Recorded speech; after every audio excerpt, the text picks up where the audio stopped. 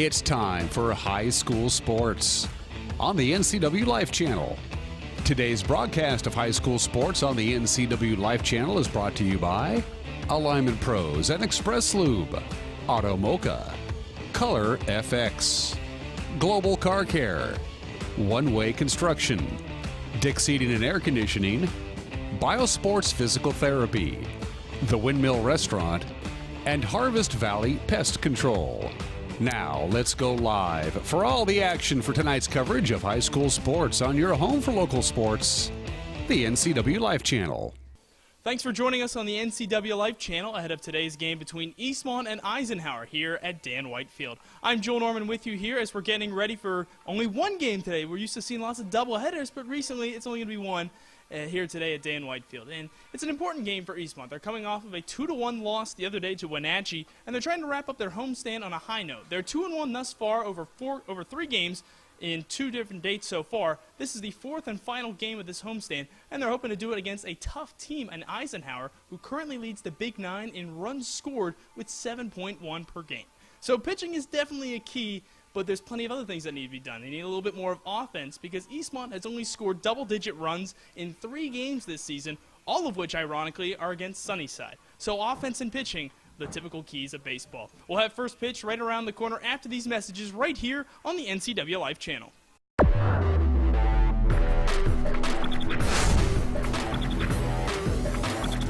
What's your auto mocha emergency? It's a Frappuccino mocha with whip. The espresso shakes are my most favorite because I can get any flavor. Peanut butter chocolate Frappuccino. Definitely the espresso shakes. My favorite is the mocha Frappitas. A peach Red Bull.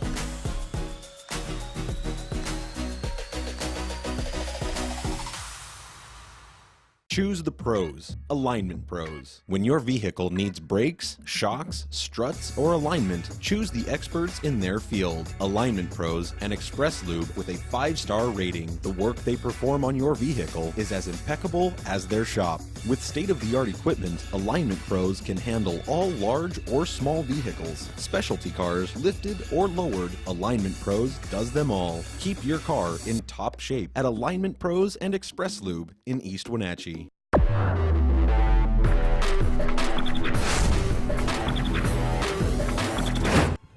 We're ready to roll from Dan White Field. It's Eastmont versus Eisenhower getting ready for first pitch here. Eastmont is on the field in their home whites, the red lettering and the blue numbering, the powder blue numbering, I should say, on that. The red caps, a little bit of white on the front, and the visiting Eisenhower Cadets in their navy blue. I like the red and white striping on the side, kind of reminiscent of some old Cleveland Indians jerseys. But nonetheless, the road team here today. An important game for both teams. They're kind of neck and neck in the standings, so to say, right there with each other and trying to move up and getting closer to the top, get closer to Moses Lake and Wenatchee. Right now, coming into this game, Eastmont is just underneath Eisenhower in the division at 4-5. Eisenhower is 3-3. Starting pitcher for Eastmont is Kalen Massey. The right-hander has a 3.23 ERA in 17 1/3 innings pitched this season.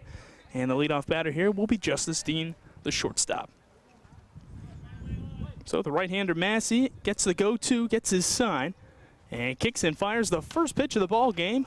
A little bit upstairs for a ball, and we're underway at 3:57 p.m. Pacific time. Wonderful day for baseball. A little bit windy, but mostly clear skies. There's a strike in there. Move the count to 1-1 strike. Eastmont 2-1 on this homestand. 3 home games played across 2 dates so far. Looking to wrap it up with a winning record. 2 balls and 1 strike now the count to the right-handed hitting Dean.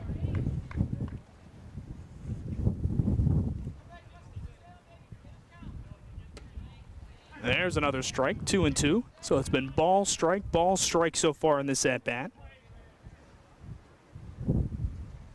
Justice Dean, a junior utility man, as I mentioned, playing at shortstop today for the Cadets. Takes just off the plate. That's a tough take, but the count is now full. See how much this wind really affects the play today. You can see By the flag out in center, going pretty hard out toward left field. This one connects and is hit into right center, though, going into the gap. That might be extra bases. Big turnaround first. The ball's fielded by Rule, and it's going to be not in time, as getting in there with a stand-up double was Justice Dean to start off today's ball game. Eisenhower came into today's game leading the Big Nine in runs scored per game with 7.1. They're looking to try to continue that here by getting a first inning run across against Eastmont. Look at the run differential overall in the season for Eisenhower. It's plus 19. 57 runs scored, 38 runs allowed. First pitch misses inside to the catcher, Ryan Fowler, batting from the left side.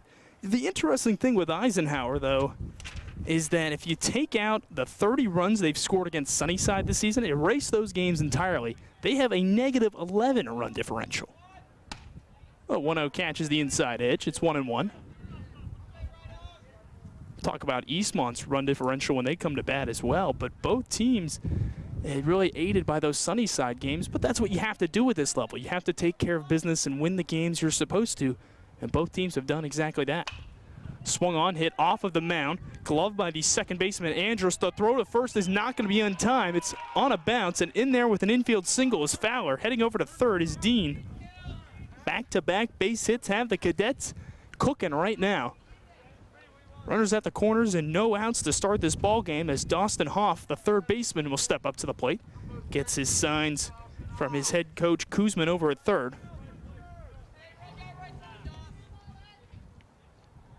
Meanwhile, Singleton will flash a few signals of his own toward his pitcher. Let's go around the defensive alignments in a moment here for Eastmont after the first pitch from Massey. Gets his sign. Hasn't checked the runners. Probably going to go from the full windup here. No, he will go from the stretch. Tosses up high upstairs and outside for a ball. Left to right in the outfield, it goes Murphy, Rule, and Banning on the infield. Bedoya, Popoff, Andrus, and Schneider from third to first. There's a strike. It's 1-1. And the catcher is Singleton. 1-1 count for Massey against Dawson Hoff. Here in the top of the first inning. Looks like Fowler is going to have ruled to have reached on an error by Andrus, the throwing error. Ball gets away, but the runners all stay put. So that error will go to Andrus, the shortstop. A base hit and an error. It's hard to say. That was a ball hit to a tough spot, but maybe Andrus bobbling it a little bit affected that throw to first. Hard to say, though, because Fowler was chugging down the line. From the stretch, another pitch. This could be redemption here. Flip to second for one. On to first. Double play. 1 run scores. But Andrus, after getting the error, kick starts the double play. There's 2 outs in the inning, but one run, as we mentioned, goes across the board as Hoff gets the job done, driving in Dean.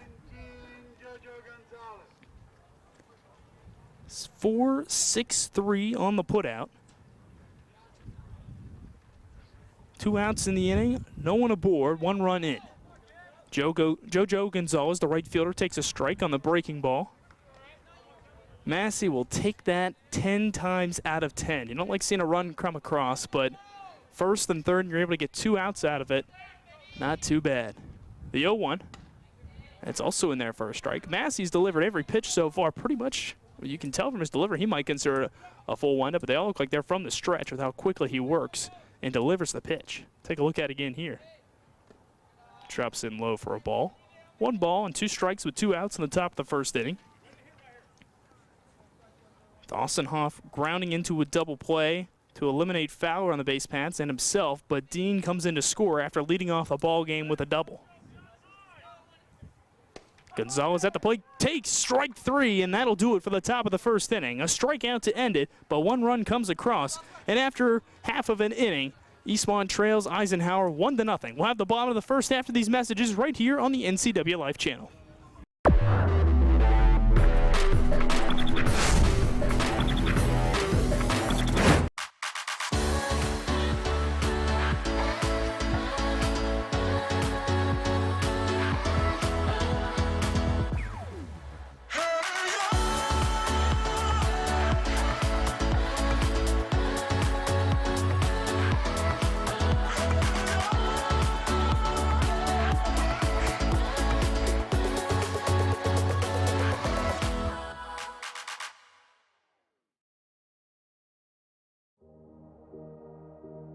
Hi, I'm Kevin Prosser, and this is my print shop, Color Effects in Cashmere. Color Effects offers screen printing, embroidery, and digital printing on t-shirts, jerseys, bags, banners, signs, and more. With 30 years experience, you won't be disappointed with the quality and quick turnaround times you will get at more than a fair price. Please call Color FX.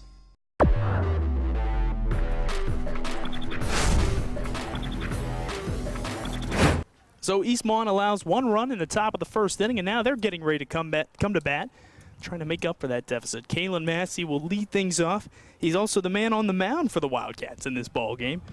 Allowed the 1 run to come across, a leadoff double.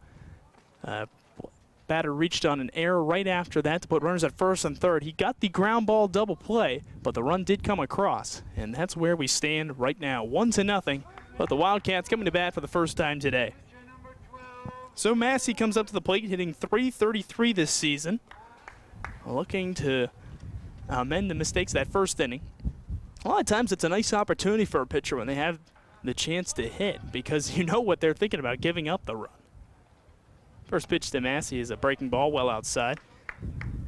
On the mound for Ike today, John McDonald, the right-hander. He's also in the lineup as well. He'll be leading off the second inning as the pitcher batting 5th.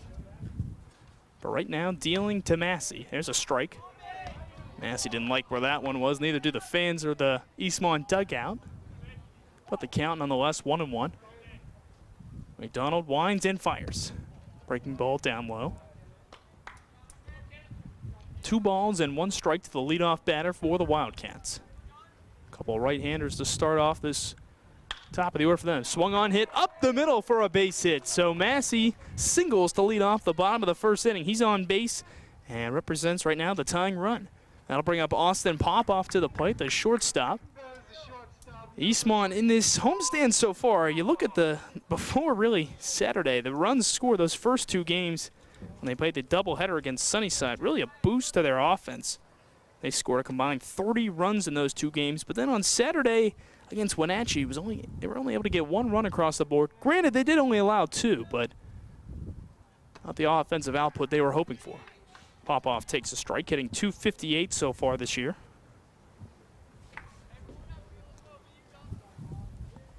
Batting with a runner on, and Massey darts back over to first base after the pickoff attempt by McDonald.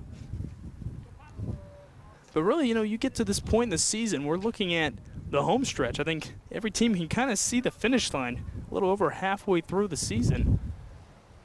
The next pitch is a little bit outside. And if you're Eastmont, I think the biggest thing you're kind of looking for is that offensive consistency, because as I was talking about the run differential in the top of that first inning, you look at it now, and it's really interesting for the Wildcats. Overall, a +18. Massey takes off, ball's hit to third underneath the glove of Hoff and into left field. First and second after back-to-back singles for the Wildcats, and they're in business here in the bottom of the first. Hoff got a bad read on that one. He was even with the bag at third, but could not get a play on it. We'll continue the run differential discussion in a moment, but defensive alignment for Eisenhower, Epperson, Spurrier, and Gonzalez left to right in the outfield. Hoff, as you just saw, over at third base. Dean at short, Rodriguez at second, Frost at first, Fowler behind the plate doing the catching for McDonald. And Fowler will actually trot out to the mound right now. But anyway, for Eastmont, the +18 run differential is indicative of really how they were able to take advantage of Sunnyside. You take away the 41 runs they scored in 3 games against Sunnyside, eliminate those games entirely, they've only scored 20 runs this season. Their run differential drops to just +1. Check swing, but unable to check his swing is Jaron Schneider. Count as a ball and no balls and 1 strike rather. Beg your pardon. Pair of singles have the Wildcats with runners at first and second as they trail 1-0. Pitch from McDonald from the stretch, swung on and missed. Schneider couldn't catch up with that breaking ball. He's hitting .294, playing first base today. Pitching has been stellar this year for Eastmont. We talked about those efforts against Sunnyside, only allowed to combine 3 runs in those games. Toss over to second, not in time. Eisenhower, for their part, they shut out Sunnyside in all 3 games that they faced them.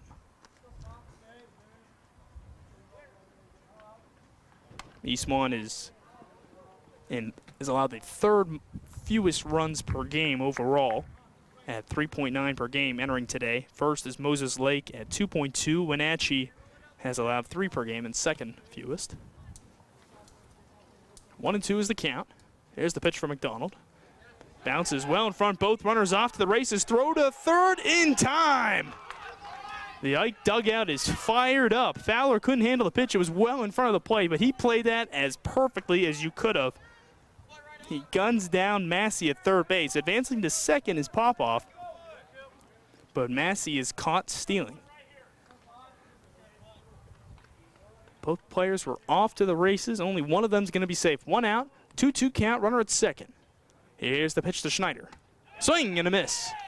He goes down swinging for the 2nd out of the inning. So all of a sudden, Wildcats are in danger of wasting this great opportunity in the 1st inning. I mentioned back-to-back singles to lead it off, and then one runner gunned down. The other did advance to steal second base, but it looked like it was a sure thing pass ball. Chance to get on the board here, pop into center, but coming in and making the catch. That ball looked like it might die a little sooner, but it hung up, and Spurrier was able to make the grab. No runs on 2 hits, and 1 man left on base. After 1 inning, Eastmont trails Eisenhower 1-0. We'll have the second after these messages right here on the NCW Life channel.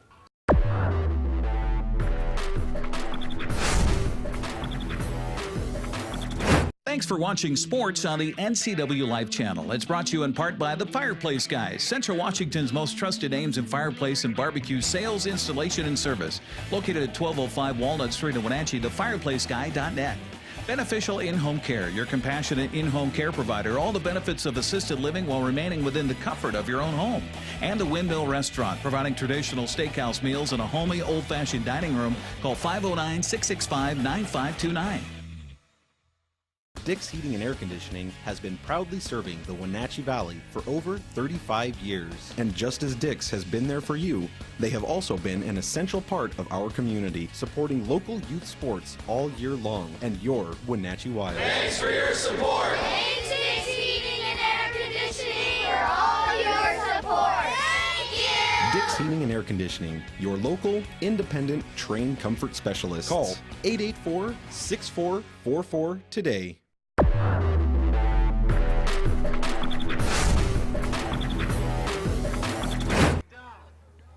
1-0 Eisenhower going into the 2nd inning of play.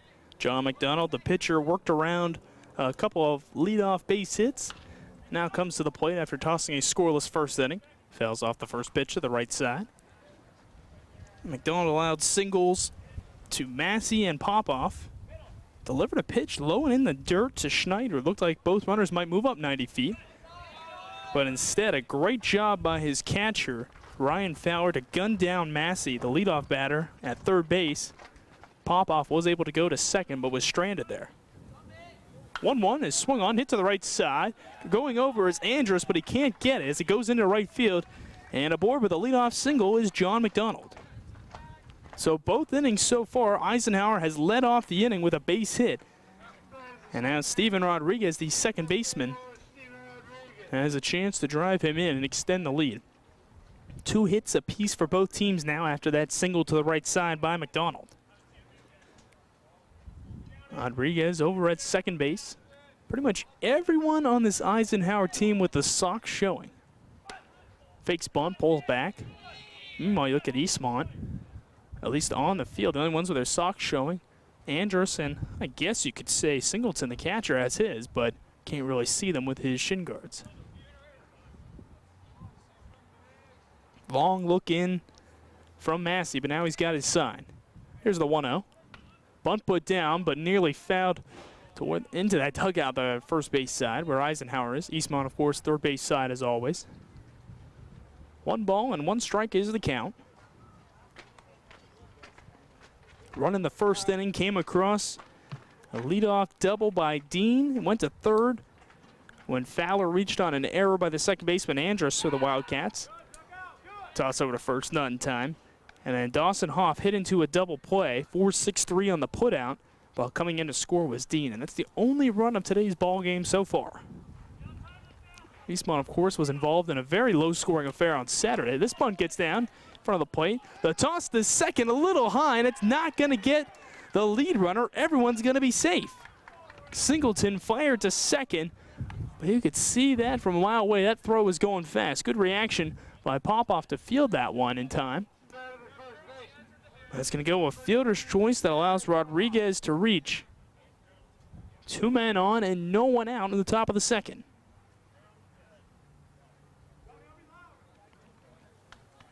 Bunting is something I think I've talked about on a few broadcasts this season, but I'm not a huge fan of it at the major league level, but you see it a lot of times at this level, it can be really effective.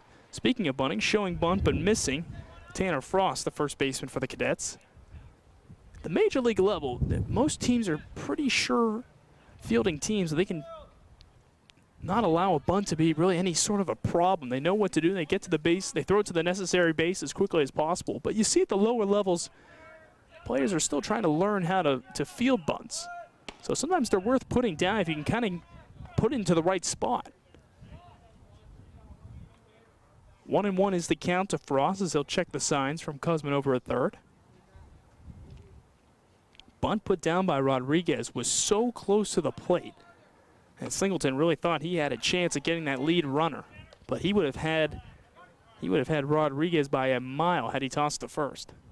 2 balls and 1 strike to count. No outs here in the top of the second inning. Eastmont trailing 1-0. Both runners get their lead. Massey from the stretch delivers. That's swung on and fouled away toward right field. It's going to stay in the stadium, just barely up against the fencing over there.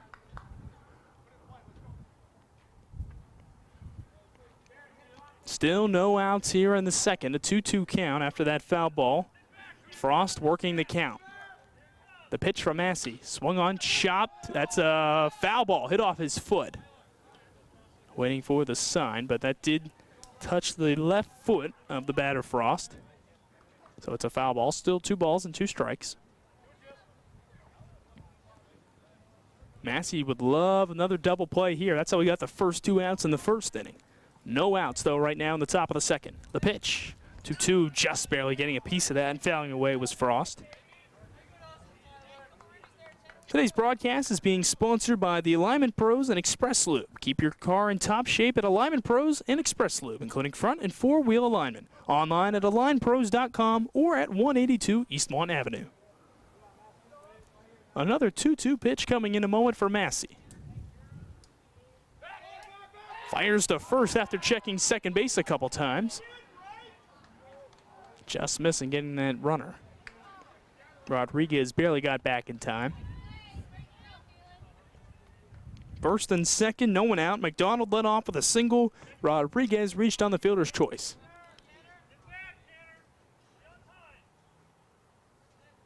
The pitch. That's low, and the count is worked full. So we thought that was originally a fielder's choice. Looking at the scoreboard now, there are 2 errors on the board on Eastmont. So I think they're going to give Singleton an error for the high throw, and that's reasonable. So E2, 2 errors in the ball game there. And ball 4 is issued, and the bases are loaded with no outs. McDonald to third, Rodriguez to second, and Frost walked over to first base as Tyler Epperson has a chance to give the Cadets a multi-run lead, really, or maybe a lot more right here. Still no outs in the inning. A trip to the mound. Time to thank another sponsor, Automoca. What's your Automoca emergency? Visit one of their 6 locations in the Valley, including the only Automoca with inside seating on 5th Street across from the college. Conferences are complete. And Eastmont in a little bit of a pickle. The infield is in looking for a play at the plate. See if they move back at all. I think they want to get that lead runner and keep this a 1-0 game at all costs. Epperson, the left fielder, his first plate appearance of the day. Takes inside as he jumps back just a bit. Nowhere to put him with the sacks full. McDonald led off with a single. Rodriguez reached on an error, and Frost walked a moment ago. Massey in a 1-0 count. The pitch. And misses as well. Danger of allowing another run across. double play ball in the first inning brought in the first run for Eisenhower. Eastmont had 2 on with no outs, but couldn't make anything of the bottom half of the first. That swung on, hit over to Andrus at second. He's going to fire home instead of the double play, and that's in time to get the lead runner. Epperson is out. Epperson will advance to first. Rather, McDonald is out of the plate. So everyone else otherwise moving up 90 feet. Rodriguez to third, Frost to second. Epperson advancing to first base on the fielder's choice that will go down 4-2. And I think, as we talked about, Eastmont's been struggling to score a lot of runs this season, so maybe that's the best thing to do is get that lead runner earlier on in this game instead of letting this deficit grow. So 1 out now, and the base is full. Malachi Spurrier comes to the plate, and he takes a hefty cut but misses. No balls and 1 strike, 1 out in the top of the second. So Massey's got the all-important first out of the inning. Looking for a number 2 here. Bunt shown, gets away though from Singleton. Couldn't connect on the throw to the plate, not in time. So a pass ball allows the second run of the ball game to come across for the Cadets. And they now lead 2-0. Everyone else moving up. Frost to third, Epperson to second after Rodriguez scores on the pass ball. So Spurrier now bats with runners at second and third. Infield is in, looking for another play at the plate like they got for the first out. Bunt shown and connected but fouled away nearly to the very top of the caging behind home plate. Probably won't be bunting here. 1 ball and 2 strikes with 1 out. 2 runs on 2 hits so far for the visiting Cadets. Wildcats no runs on 2 hits. They've also committed 2 errors. Swing and a miss. Strikeout number 2 for Massey in this ball game. And there's 2 outs in the inning. Still runners at second and third. Top of the order we go. Justice Dean will come up to the plate. Batting from the right side after Spurrier hit from the left side. Breaking ball is a little bit low. Only 1 hit in the inning so far allowed by Massey. That was to the leadoff batter. In both innings so far, the leadoff batter has reached on a base hit. This one is softly hit over to first. That'll be handled very easily and caught on the fly by Schneider. So that does it for the second inning, the top of the second inning. But another run comes across for Eisenhower, and they lead 2-0 now. Wildcats looking to respond after these messages on the NCW Life channel.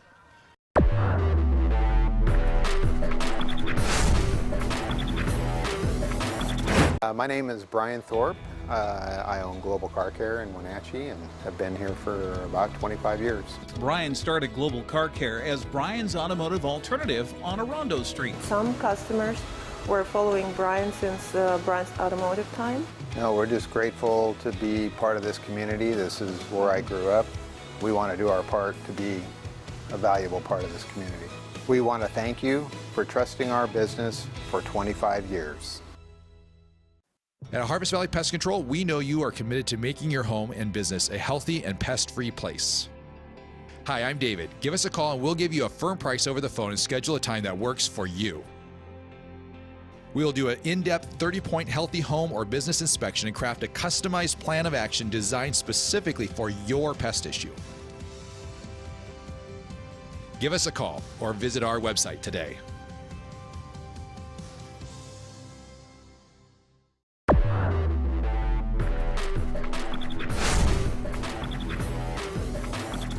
We're ready to go in the bottom of the second inning here from Dan White Field, with Eastmont trailing Eisenhower by a score of 2-0. I'm Joel Norman, joined now by Eric Grandstrom on today's broadcast. It's the first pitch of the inning. It is in there for a strike to Joe Murphy. Eric, really a tough start so far for Eastmont. A few fielding issues, a pass ball, and just a couple little issues, a little kinks that haven't gone quite the way for Eastmont. This one's hit over towards short, gobbled up by Dean. He'll fire over to first and beat Murphy by a couple steps. You know, Joel, I had a chance to be here yesterday during practice while we were doing some technical setup for the broadcast today, and they were working extensively on defensive situations with runners on the base. That's been a problem. You saw it last Thursday against Sunnyside, and we're seeing it again here today, and they still had problems with it yesterday in practice. You hate to see that over halfway through the season. Up to the plate now, and swinging and missing is Hunter Rule, batting from the left side after Murphy did the same. And that was the one question, I kind of wondered on the ball hit over to second that Andrus threw home, as the next pitch is in there for another strike going two. I was kind of wondering, why not just take the double play there? Well, like you said, though, they've had a hard time scoring runs this year. So, if you don't have a pass ball a couple of pitches later, then, or a wild pitch, whatever the case may be, then, you're scoreless and you get out of the inning because you have a nice little softer hit to the first baseman. So very true. Nonetheless, 20/20 hindsight, right? That's a great point. 1-2, check swing, hit over towards short. That's actually going to get in for a base hit, as Dean looked a little surprised that was coming his way, but Hunter rules aboard with an excuse-me single to the left side. Sometimes better be lucky than good, Joe. It's the moral of baseball's history, I feel. Nonetheless, that brings up Lucas Banning, 1 on and 1 out. Eastmont looking to get some runs. As I was talking about before, Eric, before you came on, a plus 18 run differential, but they've only scored 20 runs this season if you take out the 3 games against Sunnyside. What do they got to get doing to get clicking offensively? Just, playing baseball. Just, making good connections, not trying to do more than what you can at the plate. The tendency on a day like this with the wind gusting out to left field is to get the ball in the air and maybe jack one out of here. But that's not their game necessarily. So the game is get the ball, make the defense make the play. Toss over to first. It is not in time. Count is 0-1 to Lucas Banning. Kind of wonder if we'll see a little bit of small ball, because Thursday now in the doubleheader, game 1. A lot of running on the base paths. 5 stolen bases overall for Eastmont, but you're right, and that was key to scoring all those runs. This one is swung on, hit in the air towards center. Backing up and making the catch is the center fielder Spurrier. Caught a little far off of the bases, but getting back to first base safely, thankfully, for the Wildcats is Hunter Rule. I think he thought that one was going to drop, but is able to get on his high horse and back to first. That's another thing they were working on yesterday in practice, Joel, was base running. And some of the problems the Eastmont's had so far this season has been on the bases. Another situation there where the runner from first to second, he's got to see, you hope that the wind's going to take that ball, but you can't count on that. That's a great point. I never understand why runners go further than halfway across on a fly ball like that. It was pretty clear that one wasn't going to be a sure hit. Right. It might get down, but why even go further than halfway? But plus you're early in the game, too. You're only at the bottom of the second inning. Great point. First pitch is outside to Peyton Andrus. He kick-started a double play, but also has 1 error in this ball game. Looking to see if he can amend that. Batting with a runner at first base and 2 outs in the second inning. Rule had a 1-out single. He stands over there right now. McDonald gets his sign and delivers. Swing and a miss from Andrus. It's 1-1. 3 hits in the ball game for the Wildcats. Very softly, but nonetheless, they've got 1 more hit than their opponent. McDonald looking to end the inning in this at-bat. The 1-1 is popped up, but well foul behind home plate. Beautiful day to look at, not necessarily to be out there playing with the wind gusting. It's kind of creating a little havoc for everybody out there. Yeah, especially those wearing contacts. That's a great point. You saw during the national anthem, you saw lots of hats twirling around. I thought Eastmont was going to have to chase out the left field fence to gather their hats back. 1-2 upstairs. You don't want to be moving during the national anthem, but there is a temptation when the hat's going, 40 yards. Reach with your foot and stop it. 40 yards away from you. It's a little ways to get it. 2 balls and 2 strikes, 2 men out, and a 2-0 game. The pitch called strike 3. Andrus thought he had a full count, but instead we'll head back to the dugout. That does it for the second inning. It's 2-0. Eastmont trailing in this one. We'll be back after these messages on the NCW Live channel.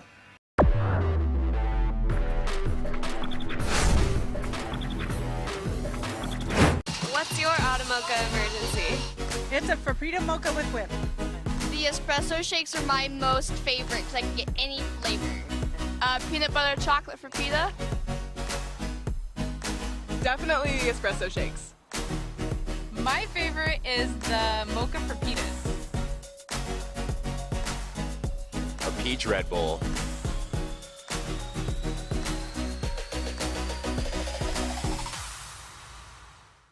You don't want to see this happen.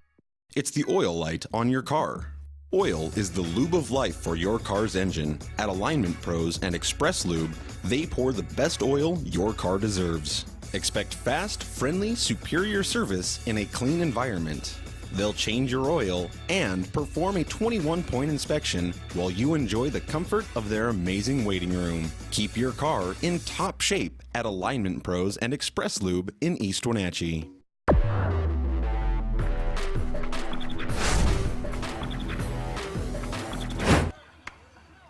On to the third inning we go with Eastmont trailing by a score of 2-0. They're out hitting their opponent, the Eisenhower Cadets, but 2 errors have cost the Wildcats so far. Joe Norman alongside Eric Grandstrom. As we get ready to go here in the third, Ryan Fowler will start things off. He reached on an error in his first at-bat, and a couple nice plays behind the plate as well, Eric. We saw him gun down a runner at third, a ball well in front of the plate, but swings way ahead of that one. But it was a case where Eastmont really thought they were surely going to get second and third, but he really kick-started getting them out of that inning. There's one thing you got to pay attention when the other team is playing infield, doing their infield practice before the ball game. See what kind of arms everybody has. This is your one of 3 chances to see this team this year. The roster kind of revolves and evolves as the season goes. So it's important for the guys in the dugout to sit and watch and see how those guys throw the ball around the field. 1 ball and 2 strikes now to Fowler. And the nice thing about that, you talk about how rosters can certainly change, is most teams' schedules, you face a team 3 times in a row. Yep. And that's what's real nice, is you get a little, at least from a scouting perspective, is there's some familiarity. Swing and a miss by Fowler, way ahead of that one. And he goes down swinging for the first out of the inning. 3rd strikeout of the ball game for Massey. I think Massey's pitching well here. You look at the defensive gaffe that happened in the top of the second. Other than that, he pitched well, I thought, and got himself out of the inning. Again, nice way to start this one with a strikeout. I mentioned in that first inning, but the way he delivers, pretty much just working from the stretch all game. Yeah. And that's just something that I think it always just depends on the guy, how comfortable you are with, full windup or from the stretch. He seems to like the stretch. Well, and I saw that in practice yesterday. They had the pitchers practicing on the mound with runners on the base paths, and it seems that Kalen is not comfortable having somebody out there on first or second base. It's just one of those things. Sure. It's a mental thing more than it is anything else. Might be something where Schmitten's telling him, let's just go from the stretch the whole game. The 1-1 is swung on and hit into right field, and that's going to be a base hit. I was wondering if Banning was going to try giddy up and hit that throw that over to first, because you rarely see it, but balls hit too hard to right field. Sometimes it goes the good old 9-3 put out, but Banning let that one get in there a little bit. So a base hit for Dawson Hoff, and that brings up JoJo Gonzalez to the plate. He was the first strikeout victim of the game for Massey. Now bats with the runner on. So here we go. Here's a chance pitching from the stretch for Massey, like we just talked about. The right-hander sets, doesn't throw over, will come home, and misses outside. Well, and everything starts from the dugout. They signal out to the catcher what they want to do, and then the catcher has his signs not only for the pitch, but also whether he wants Massey to throw to first base or not. Sometimes they just overthink it. Swung on, hit in the air to center, running back, and watching that go over his head is Rule. That goes all the way back to the fencing. Rounding second, heading to third. Now rounding third, got a little bit of a slow start, but sliding in safely is the runner Hoff. And it's now 3-0 Eisenhower. An RBI double for JoJo Gonzalez. Boy, if Rule doesn't hesitate on that throw from center field after he chased it down, got a nice throw in, but that hesitation cost him that run. It's tough to read that with the way the wind is, so I don't think you fault him there, but I think you're right. The hesitation is where things could have gone a little bit better there. So an RBI double makes it 3-0 Eisenhower. Bringing up the pitcher, John McDonald. Led off last inning with a single. Bats with JoJo Gonzalez at second. 4th hit allowed by Massey, leading to the 3rd run of the ball game for Eisenhower. One thing to point out, too, here, Joel, is you've got a thick, lush lawn out here, and we had torrential rains last night and 2 nights ago. Another ball hit in the air to center field. Running back is Rule. This time on the run, makes a nice catch. Tagging up from second and heading over to third is Gonzalez, but a nice catch in center. And that's a ball that I think, an analytics person might look at that and say he should have made that catch. But you look at the wind, you look at the way that ball was moving around. Great catch in center. Heck of a job chasing that one down and to keep another run off the board and get away from those crooked numbers. Eastmont's down by 3, but they got plenty of time to get back in this one. Just got to hold them right where they are. The way Rule played that one in center, it's looked like he wanted that ball to come to him. When you make mistakes, sometimes you almost get a little afraid to have the ball hit to you, but he looked really ready for that one. First pitch is in there for a strike to Steven Rodriguez. Reached on an error and scored the 2nd run of the ball game last inning. 3-0 Eisenhower. Massey trying to limit the damage. Has a runner at third. The pitch. Chopped over toward the second baseman, Andrus. He gloves and fires over to first to retire the side. Another run comes across for the Cadets. They lead 3-0 after 2.5 innings. We'll have the bottom half of the third in a moment after these messages on the NCW Life channel.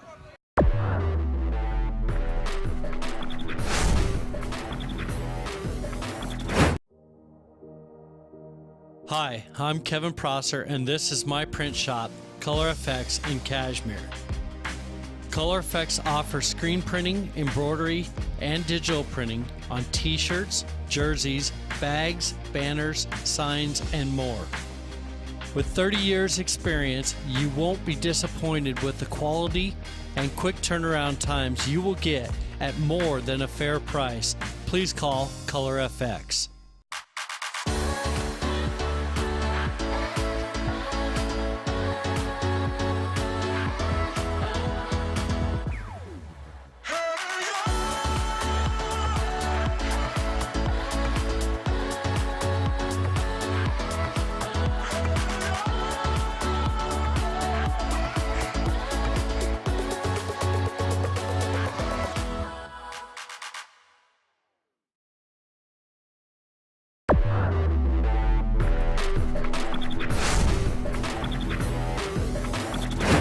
Well, Eastmont allows another run. They trail 3-0. 1 run allowed in every inning so far. Jordan Singleton will lead things off here in the third. Batting from the left side against McDonald. Puts down a bunt. McDonald will glove it and fire to first. We've seen Singleton reach on a few of those this season, but unable to do it there.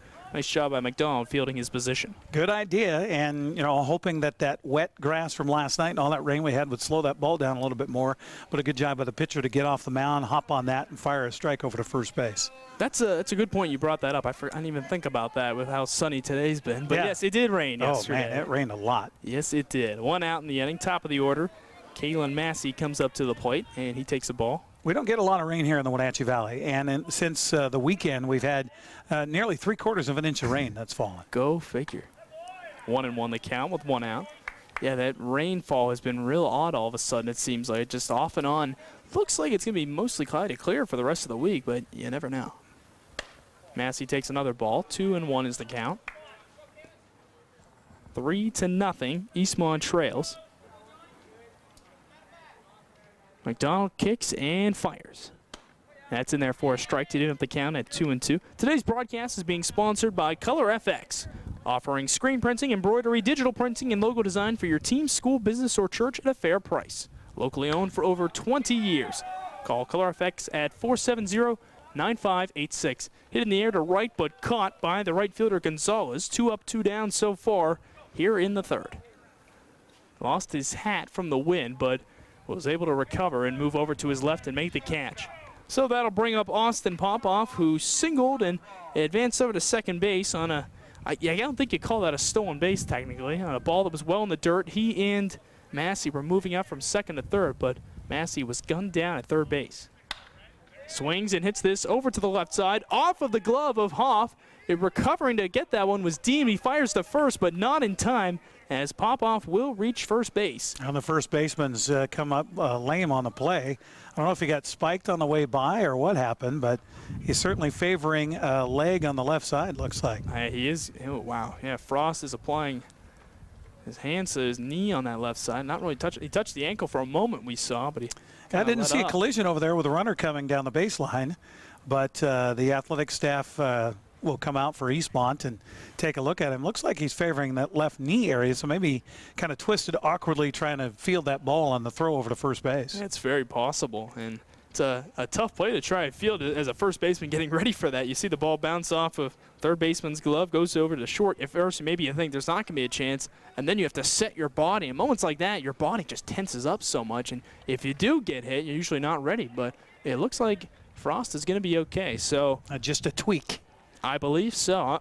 I think that's going to go down. Yeah, that will go down as an error on the third baseman, Hoff. So that's the third error of this ball game and the first on the visiting Cadets. That's what I was talking about, Joel. I mean, just put the ball in play and make them make the play. And, you know, I mean, it's high school ball. Sometimes you have guys that will make the error for you. So now Eastmont alive with 2 outs. We've seen Hoff have a little bit of trouble reading the last 2 balls hit over there. A single earlier and now commits an error. Now this one is swung on and lined right at the second baseman, Rodriguez. Good contact by Schneider, but that does it for the 3rd inning. 3-0 after 3. We'll have the 4th after these messages on the NCW Life channel.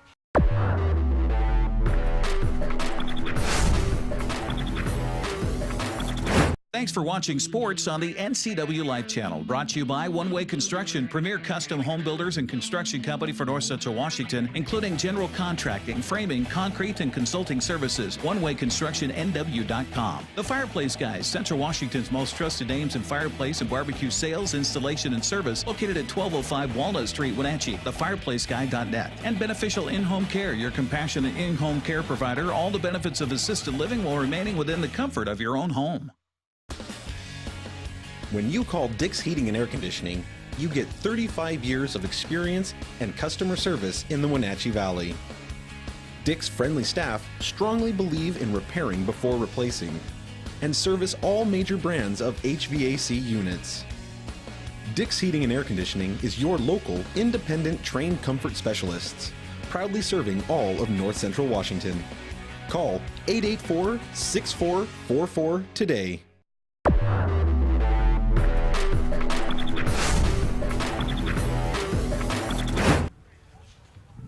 Today's broadcast on the NCW Life channel is being brought to you by the Windmill Restaurant of Wenatchee, which prides itself on being a local legend for 80 years. The Windmill features slow-roasted prime rib, highest quality hand-cut steaks, and fresh seafood. Homemade dressings and pies are made daily and are the mainstay of this legendary landmark restaurant.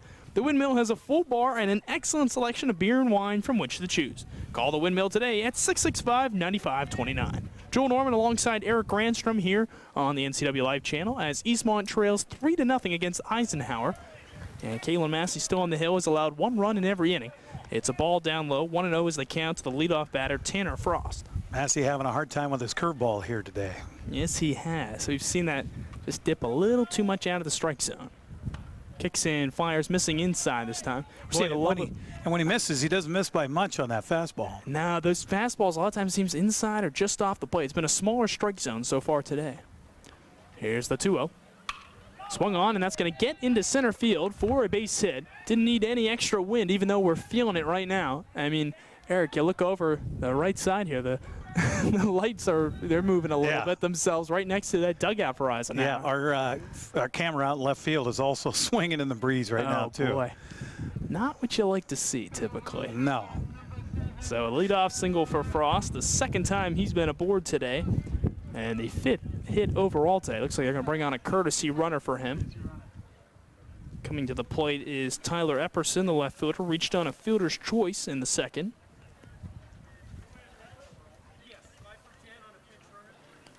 Number 5 is who's out there at the base. So that's going to be, looks like Cooper Hansen coming on for the Cadets.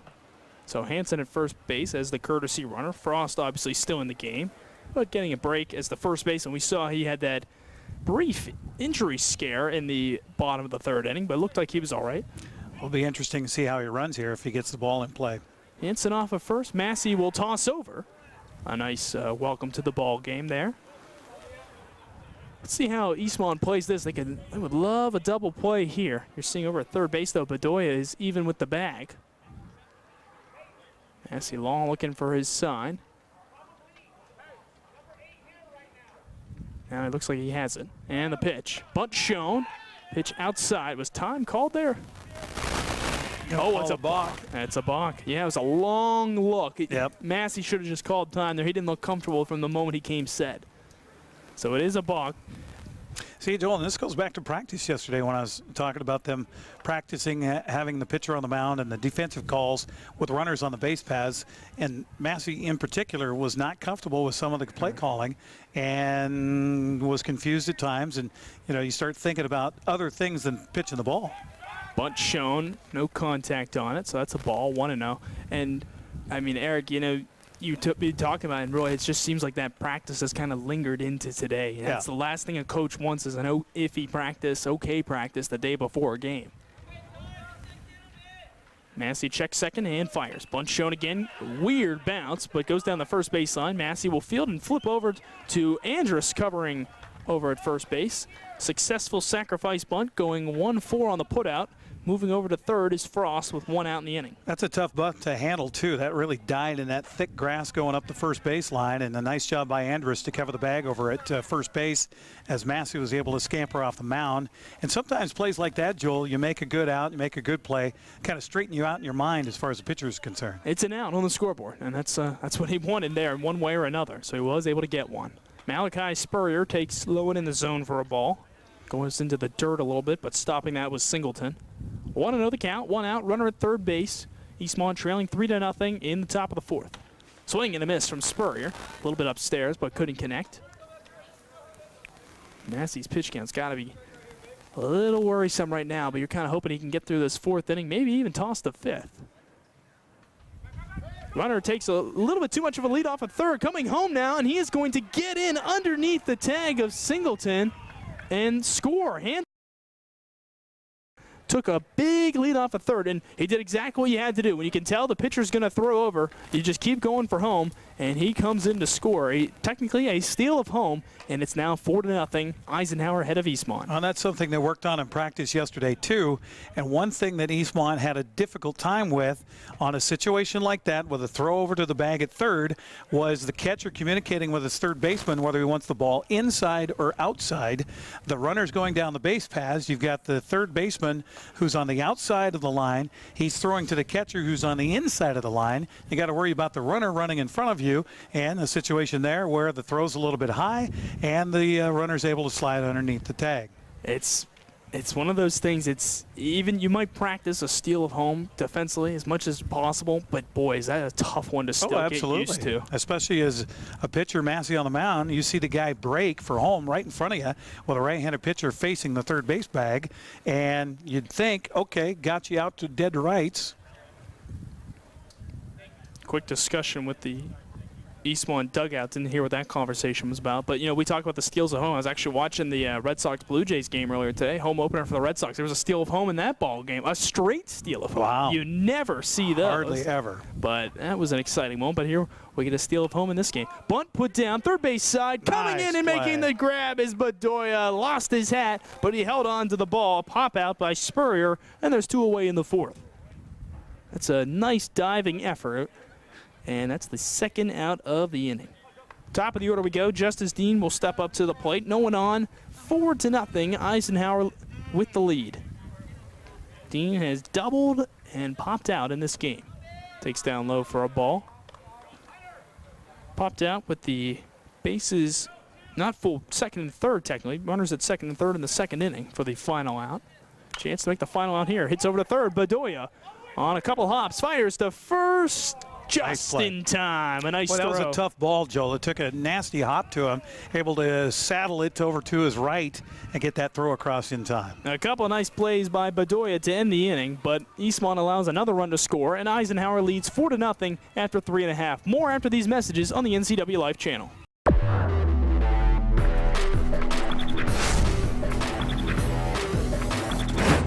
At Harvest Valley Pest Control, we know you are committed to making your home and business a healthy and pest-free place. Hi, I'm David. Give us a call and we'll give you a firm price over the phone and schedule a time that works for you. We will do an in-depth 30-point healthy home or business inspection and craft a customized plan of action designed specifically for your pest issue. Give us a call or visit our website today. My name is Brian Thorpe. I own Global Car Care in Wenatchee and have been here for about 25 years. Brian started Global Car Care as Brian's automotive alternative on Orondo Street. Some customers were following Brian since Brian's automotive time. No, we're just grateful to be part of this community. This is where I grew up. We want to do our part to be a valuable part of this community.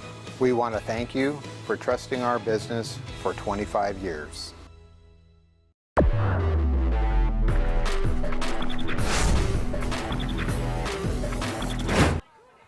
Today's broadcast on the NCW Life channel is being brought to you by Global Car Care, a quality auto repair facility with highly trained technicians celebrating 25 years in the car care business. They speak your car's language at 1840 North Wenatchee Avenue. Also by One Way Construction, a premier custom home builder and construction company for North Central Washington, including general contracting, framing, concrete, and consulting services. Online at onewayconstructionnw.com. Eastmont coming to bat here in the bottom of the fourth. They trail 4-0 as David Bedoya, make a couple nice plays in the field, lead off the next inning. He steps in. Love to see that. And I was just going to say, I hope they start swinging early in the count because McDonald is throwing nothing but strikes. So if he's throwing strikes over the plate, then as we saw the last two batters in the last half inning for Eastmont, swing at it. If it's over the plate, swing at it. Don't wait for it. Yeah, get out early in those counts. Bedoya down in this count, 0-2 though. McDonald looking for the strikeout, misses way upstairs. 2 strikeouts in the ball game for the right-hander. Kid's got a nice fastball. It's got a good zip, and he's working pretty fast, all things considered. Here's his 1-2 offering. That's hit foul into the cage behind home plate. Our camera woman, Jessica, is very happy about the pace of this game, by the way. It doesn't matter what state you say that in, though, Jessica. Just always, that's when the game will seem to slow down the moment you say it out loud. 1-2 again. That plunked him. Yep. Bedoya hit by a pitch, tried to turn away from it, but it gets him on the left shoulder, and he'll trot over to first base to lead off this 4th inning. Exactly what Eastmont needed is a leadoff man aboard here, and we'll see if they can put a little magic together here in the bottom of the 4th. That's exactly right. This is the second time in today's ball game that Eastmont has had their leadoff batter reach base, as Joe Murphy will step up to the plate. Meanwhile, in 3 of 4 innings, Eisenhower has had their leadoff batter reach. Murphy swings and fouls away the first offer. Came into today hitting 200. Batting from the left side, he drove in the only run in Saturday's loss right here at Dan White Field against Wenatchee. A really tight game, and just, boy, that's the story of the Wenatchee Panthers this season, though. They're pitching, leading them to victory. Oh, boy. Getting a little bit too far off of first base is Bedoya, caught in a rundown. 1-3. Frost running over, and he will tag the runner, Bedoya. So that's the simplest rundown I think I've ever had to write down a scorebook. But nonetheless, Bedoya is retired. Caught stealing. And now there's 1 out in the inning, no one on for Murphy. Well, we talked about that with the speed that Eastmont has on the base paths, putting the game in motion. But unfortunately, the base runner there left a little bit too early. Yeah, Bedoya was aboard with the hit by pitch and took a little bit too far of a lead. It was in no man's land. Swinging and missing is Murphy. He regretted that swing as soon as he took it. At the high school level, I think they're a little bit more telling of when they regret swings in. Murphy right there. 0-2 the count. McDonald looking for strikeout number 3. The pitch. And misses for a ball. Yeah, those high cheese pitches, hard to lay off on when you're in high school, that's for sure. See that fastball and you just want to hit it. The 1-2. Way inside. Count even up at 2 balls and 2 strikes. 1 run in every inning so far for Ike. Eastmont looking for their first run today. Should mention that was a good contingent passing the stands here. Good travel group from Eisenhower here today to watch this game.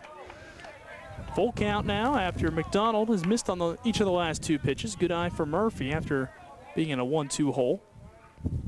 Payoff pitch coming from the right-hander with 1 out in the bottom of the 4th. Swung on, hit to the right side, into right field. So Murphy is aboard for the first time today, and that will be the 5th hit of the day for Eastmont.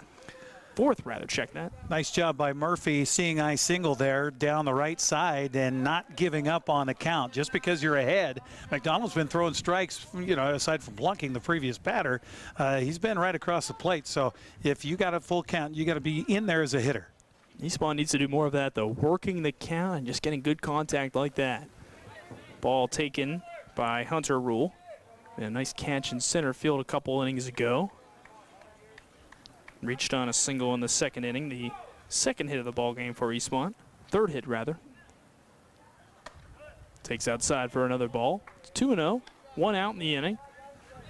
Murphy over at first after reaching just a few moments ago on the single. Bedoya led off the inning by being plunked on the left shoulder, but was caught stealing shortly afterwards.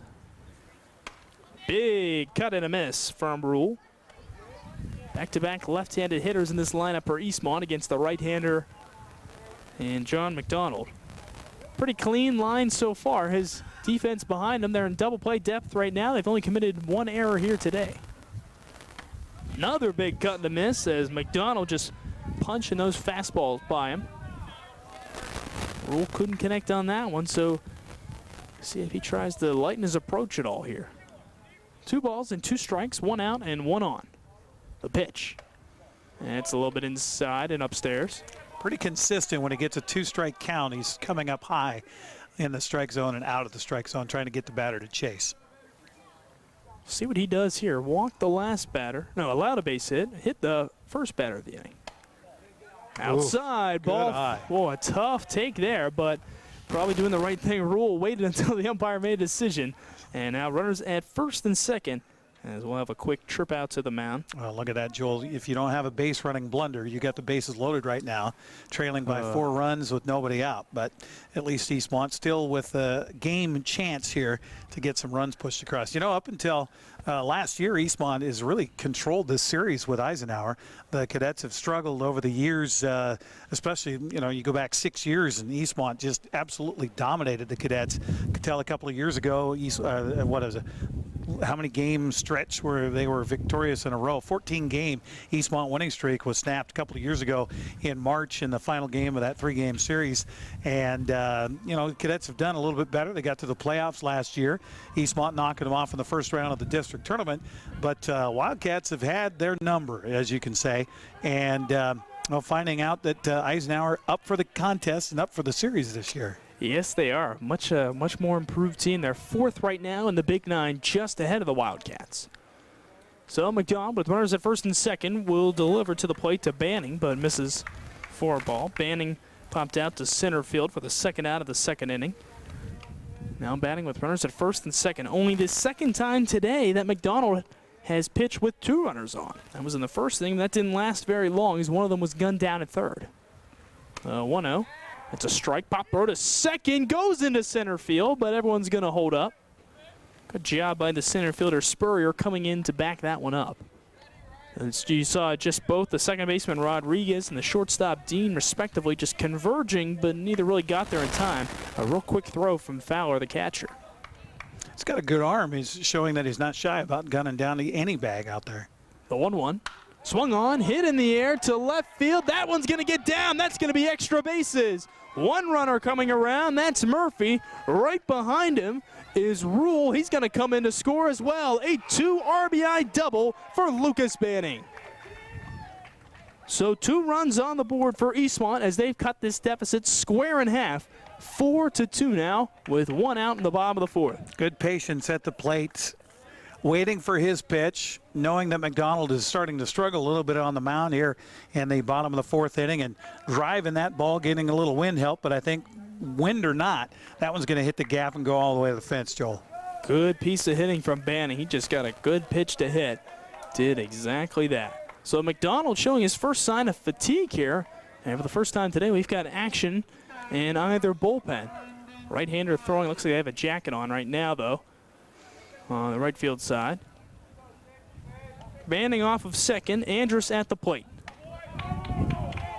And what was that? Is that a balk? That is another balk issue in this game. Both pitchers have one. That was taking his time as the home plate umpire. They wanted to see if a warning or something was being issued first, but it is a balk. So McDonald balks Banning over to third. He's 90 feet away from scoring. Saying the pitcher double clutched there when it came set. 1 out, runner at third. The pitch to Andrus. Oh, he wanted that fastball, but he just barely got a piece of it, nicking it foul. Foul tip makes it a strike. So Eastmont really looking to make this a 1-run game. McDonald looking for the all-important out number 2. The 0-1 misses down low.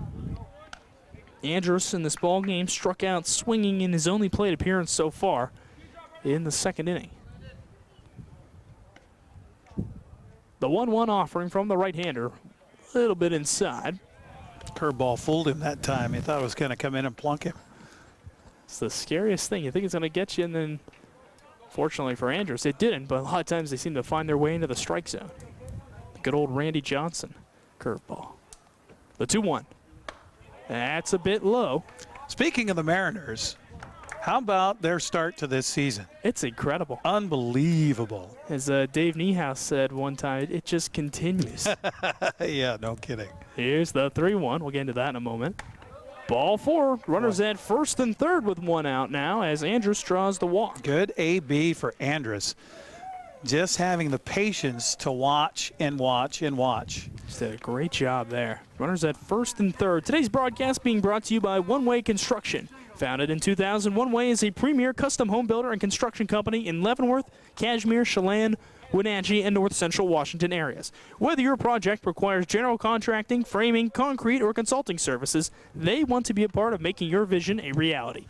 They believe that great communication and customer service plays the most important role of a successful construction project. Find them on the web at onewayconstructionnw.com. Now, Joel, this is something they also worked on yesterday offensively with runners on the corners. And with the arms that Eisenhower has, especially at the plate.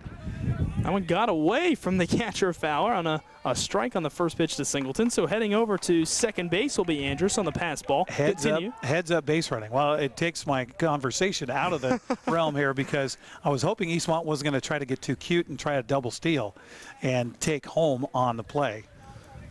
But now you're in business. Double play seems out of the equation, most likely. But being shown, though, the suicide squeeze doesn't work as it's fouled away by Singleton. You wouldn't think the Wildcats would dare do that back-to-back pitches, but who knows here. The infield probably going to be expecting that. Like I've said, Hoff over at third has had a little trouble reading some balls. I think if you're Singleton, forget about the bunt. I'd say just try to slap one to that left side. Yeah. He does a good job. He can see the way he puts down bunts. He's pretty aware of the strike zone as a catcher and as a hitter. So let's see if he can do something like that. Infield drawn in all the way around. They want the play at the plate. It's a 2-run game right now. McDonald's 0-2 pitch upstairs. Could waste the pitch there, and he did that. He stays right with his program. 2 strikes on the batter. He goes up and out of the strike zone. See if he can get a chase. It's almost like, why not?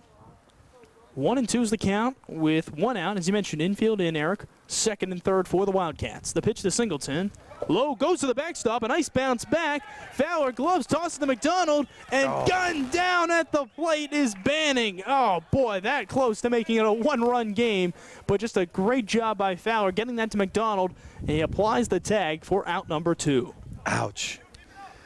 That Close hurts. play. Close play. Umpires right there. Jeff Levitt with a call behind home plate.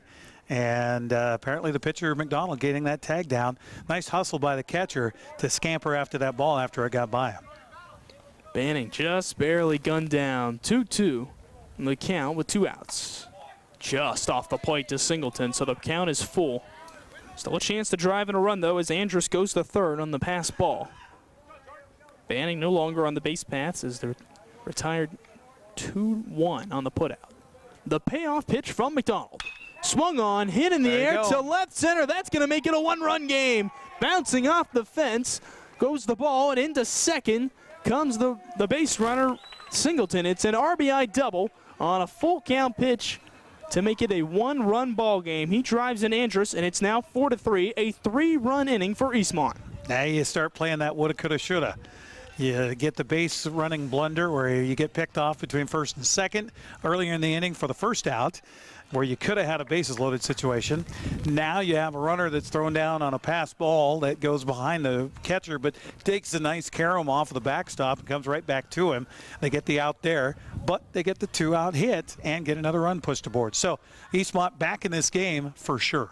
You love the aggressiveness, but as you mentioned, Eric, boy, this could be a tied game, and this whole inning is a big what if. But to their credit, Eastmont has done a great job cashing in with what they can control. 3 runs so far on the inning. Hoping for another here. Long fly to left field. Is that gone? It is a 2-run shot to take the lead. Kalen Massey all of a sudden is in line for the win. I was just going to say, yeah, there's 2 outs here. Eastmont's put 3 aboard, but Caleb Massey certainly has the power to be able to jack one out of here. And sure enough, before I can even say it, he does it on the first pitch. A 5-run inning for Eastmont, and they now lead 5-4. The entire dugout comes out to greet them, and rightfully so. Kalen Massey, a 2-run homer in the big inning for Eastmont. See if this triggers a pitching change. It might look like that. Kuzman taking his time, going out to the bump. We'll see what's going on. Well, he'll have to make some sort of change. This is his second visit to the mound. And he will take the ball, at least for a moment. He's going to have a quick chat with his pitcher, McDonald, who was rolling through the order for the first 3 innings, and it will be a pitching change. We'll take a break right here on the NCW Life channel and see who this pitcher will be after these messages.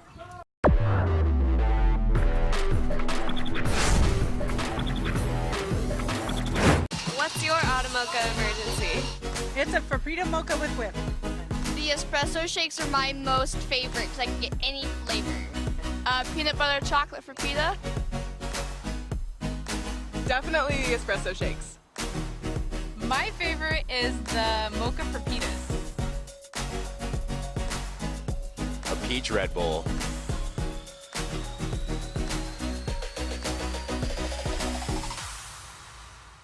Choose the pros, Alignment Pros. When your vehicle needs brakes, shocks, struts, or alignment, choose the experts in their field. Alignment Pros and Express Lube with a 5-star rating. The work they perform on your vehicle is as impeccable as their shop. With state-of-the-art equipment, Alignment Pros can handle all large or small vehicles, specialty cars, lifted or lowered. Alignment Pros does them all. Keep your car in top shape at Alignment Pros and Express Lube in East Wenatchee.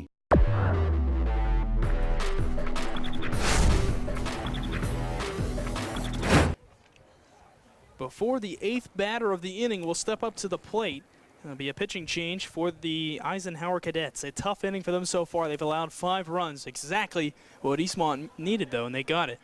John McDonald will exit the game with 2 outs here in the 4th, and in comes Drew Cornegay, another right-hander, to see if he can try to put out the fire. No one on the bases, but that's because of a 2-run homer by Kalen Massey a moment ago. Long fly ball to left field right into the wind, although that might not have needed any wind to get out of here, Eric. Oh, that was a shot off the bat of Massey. And, Joel, they did what I was hoping they would do coming to this half of an inning, is to be aggressive. McDonald's obviously throwing strikes, so jump on those pitches when you can. They did. McDonald got a little shaky, walked a couple of guys, hit a batter, and Eastmont comes through with a 5 spot so far, but still batting here in the bottom of the 4th. 4 2/3 innings for McDonald. 5 runs on 7 hits. Drew Cornegay misses on the first offering to Austin Popoff. Connects on the second one, though. Hit in the air to left field. Moving back a little bit is Epperson, and he'll make the catch. Oh, I thought he might drop it for a sec there, but he does hang on.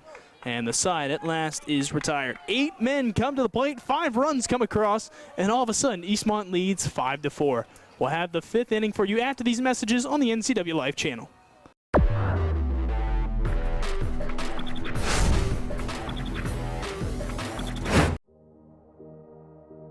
Hi, I'm Kevin Prosser, and this is my print shop, Color Effects in Cashmere.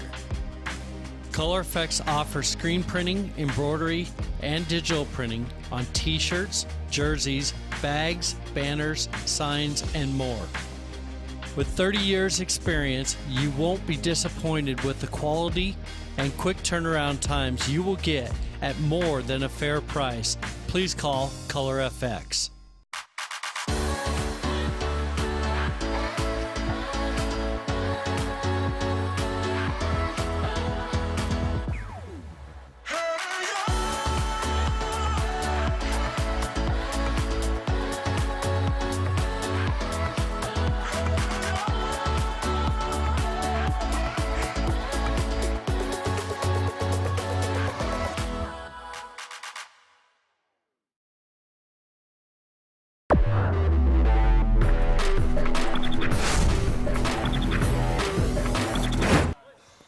Ready to go here in the 5th inning. A 5 spot in the 4th put the Wildcats up by a 5-4 score.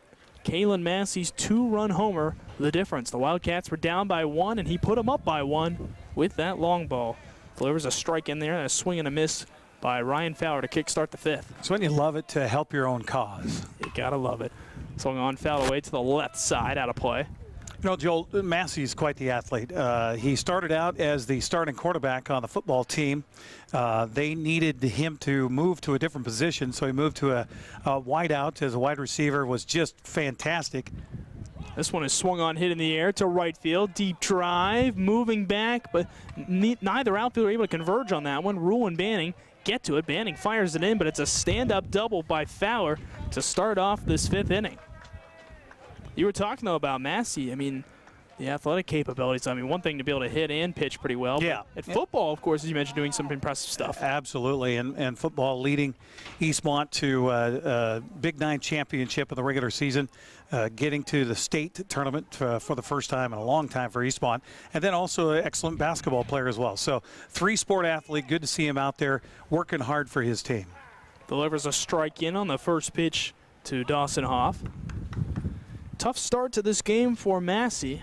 May have turned things around with a great bottom of the 4th inning for the whole team, but he had the 2-run homer. He's allowed 1 run in every inning so far. None in this inning to speak of thus far. 1-1 the count to Hoff. Batting with a runner at second. That's the tying run in Fowler. Fowler has reached base now twice today. Hoff, meanwhile, for his part, as he takes a strike to make it 1-2. Hit into a double play in the first and singled and scored in the 3rd inning. One thing's for sure, Joel, with this wind blowing the way it is, that no lead is safe in this one, no matter what team you are. 1-2 misses. And we saw a few balls kind of get pushed around by the wind to center field, especially left center, it's really seemed like. So if you give one a good ride over there, who knows where it's going to end up, whether over the fence or just taking a weird left turn. Oof. Another ball, and it's didn't miss by much. It's a full count now to Hoff. Mentioned he's had his couple issues over the hot corner today. Allowed a base hit just underneath his glove, a play he barely had to move on, and committed another error later. Payoff pitch is inside, ball 4, 1st and 2nd. You saw those Singleton right after that pitch, motioning to Massey, his pitcher. Usually that's a sign from the catcher, good pitch. Maybe it just didn't work out this time.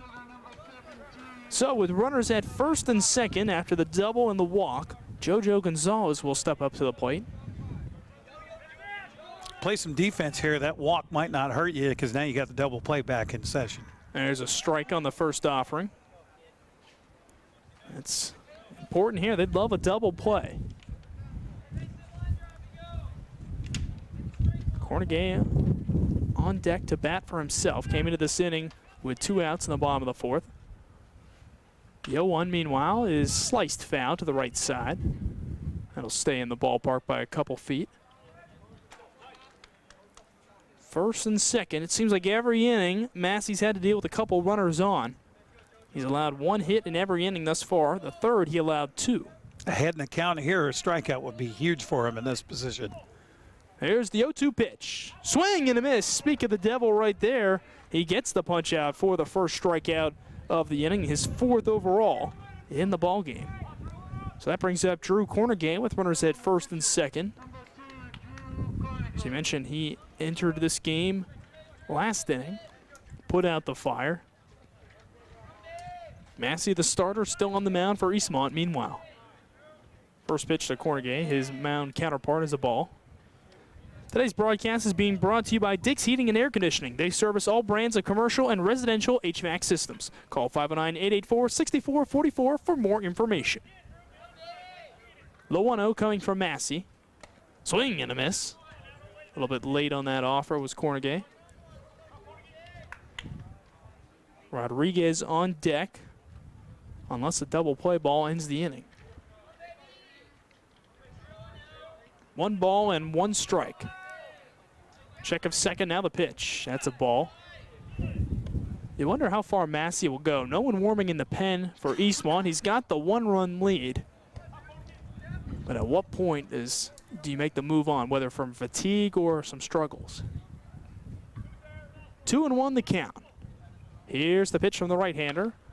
Late swing, it's hit in the air to right, coming in, and did he make that catch? He got it. Yes, he did. Banning with a great grab. What a catch. Holy cow, I didn't think he was going to get to that one. Absolutely trying to keep his eyeballs from jiggling out of his head as his feet came pounding in towards the foul line. Somehow able to gather himself and make the catch on the dive. Potentially a run-saving catch by Lucas Banning, and you saw him as he got up. Look what I found. 2 outs in the inning. That's huge. And Rodriguez at the plate. Runners still at first and second. Neither able to tag up. What a close play. There's a strike low in the zone to Rodriguez. So Massey all of a sudden has a chance for his first scoreless inning of the game. Boy, would he love that to retain this lead for Eastmont. 7 hits for the Wildcats, 6 for Ike. 2 errors by Eastmont compared to 1 by Eisenhower. This one's given a ride in the air to right field. Back is Banning. It's over his head and goes toward the fence. 1 run will come around. It's at least going to be a tie game, and now make that a lead for Eisenhower. A 2 RBI double by Steven Rodriguez. Wow. 0-1 pitch. It was up and out, and somehow he's able to reach it and drive it the opposite way from where the pitch was thrown. Left-handed batter. And again, a wind taking that ball away from Banyan out there in right field. You talk about protecting the plate and some there, Eric. I mean, wow. That was outside. He had to reach for it. Somehow able to drive it to right field. That's a heck of a piece of hitting right there. Steven Rodriguez with the 2 RBI double has made it 6-5. Tanner Frost at the plate now, batting with a runner at second and 2 outs in the inning. Oh, Massey was that close, so you got to feel for him there. 0-2 in the count, too. We talked about it. Both pitchers have kind of been working way out of the strike zone, but Rodriguez just a great piece of hitting. You tip your cap to him there. Breaking balls in there for a strike. The soap opera that's played out inning by inning, pitch by pitch, out by out in baseball. That's why some people can't stand it. They just can't do it. That's why I love it. I think those same people don't like roller coaster rides, too. Here's the 0-1. That's a ball. But, I mean, you couldn't script the way this game has gone. At least 1 run in every inning for Eisenhower. Eastmont, all 5 of theirs came in the 4th. Frost in a 1-1 count with 2 outs. 2 runs in so far. 6-5 Eisenhower. Massey checks second and delivers. There's a strike. So once again, 1 strike away from getting out of the inning, but this time, unlike the last batter, the situation has changed. Massey now pitching to put out the fire with a 1-run lead suddenly evaporating into a 1-run deficit. The right-hander kicks and fires the 1-2. That's low and in the zone, in the dirt, and oh boy, if he had gotten off immediately, Rodriguez would have been into third, but a little bit of hesitation, and that didn't get too far away from Singleton. Nice block by Singleton to keep that ball at least to his side. And with the ball going in foul territory on the third base line is a good idea by the runner out there, not to try to advance towards where the ball bounced away from the catcher. I think we missed it earlier, but it looks like Landon Kimberly has come into the game to play second base. So I believe Andrus has exited. The 2-2 is swung on and missed. Strike 3, second punch out of the inning, and that will retire the side. So Massey gives up a couple runs, and Eisenhower retakes the lead. They now lead 6-5 as we go to the bottom of the 5th. We'll be back after these messages on the NCW Life channel.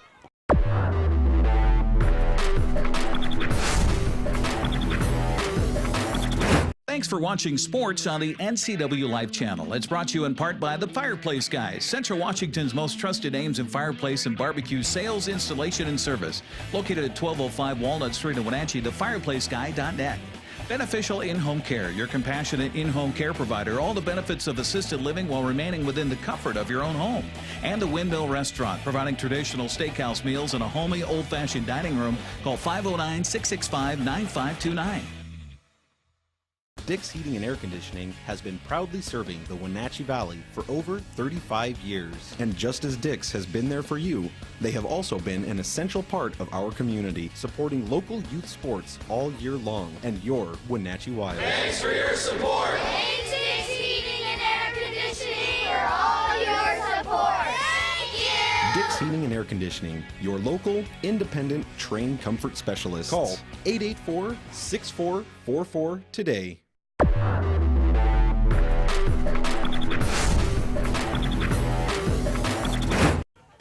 We're back here at Dan White Field with Eastmont trailing Eisenhower 6-5. I'm Joel Norman alongside Eric Granstrom. Today's broadcast is being brought to you by BioSports Physical Therapy, which provides the best environment, most qualified, experienced therapists in North Central Washington. You have the right to select your healthcare team. Why wouldn't you choose the best? Choose BioSports.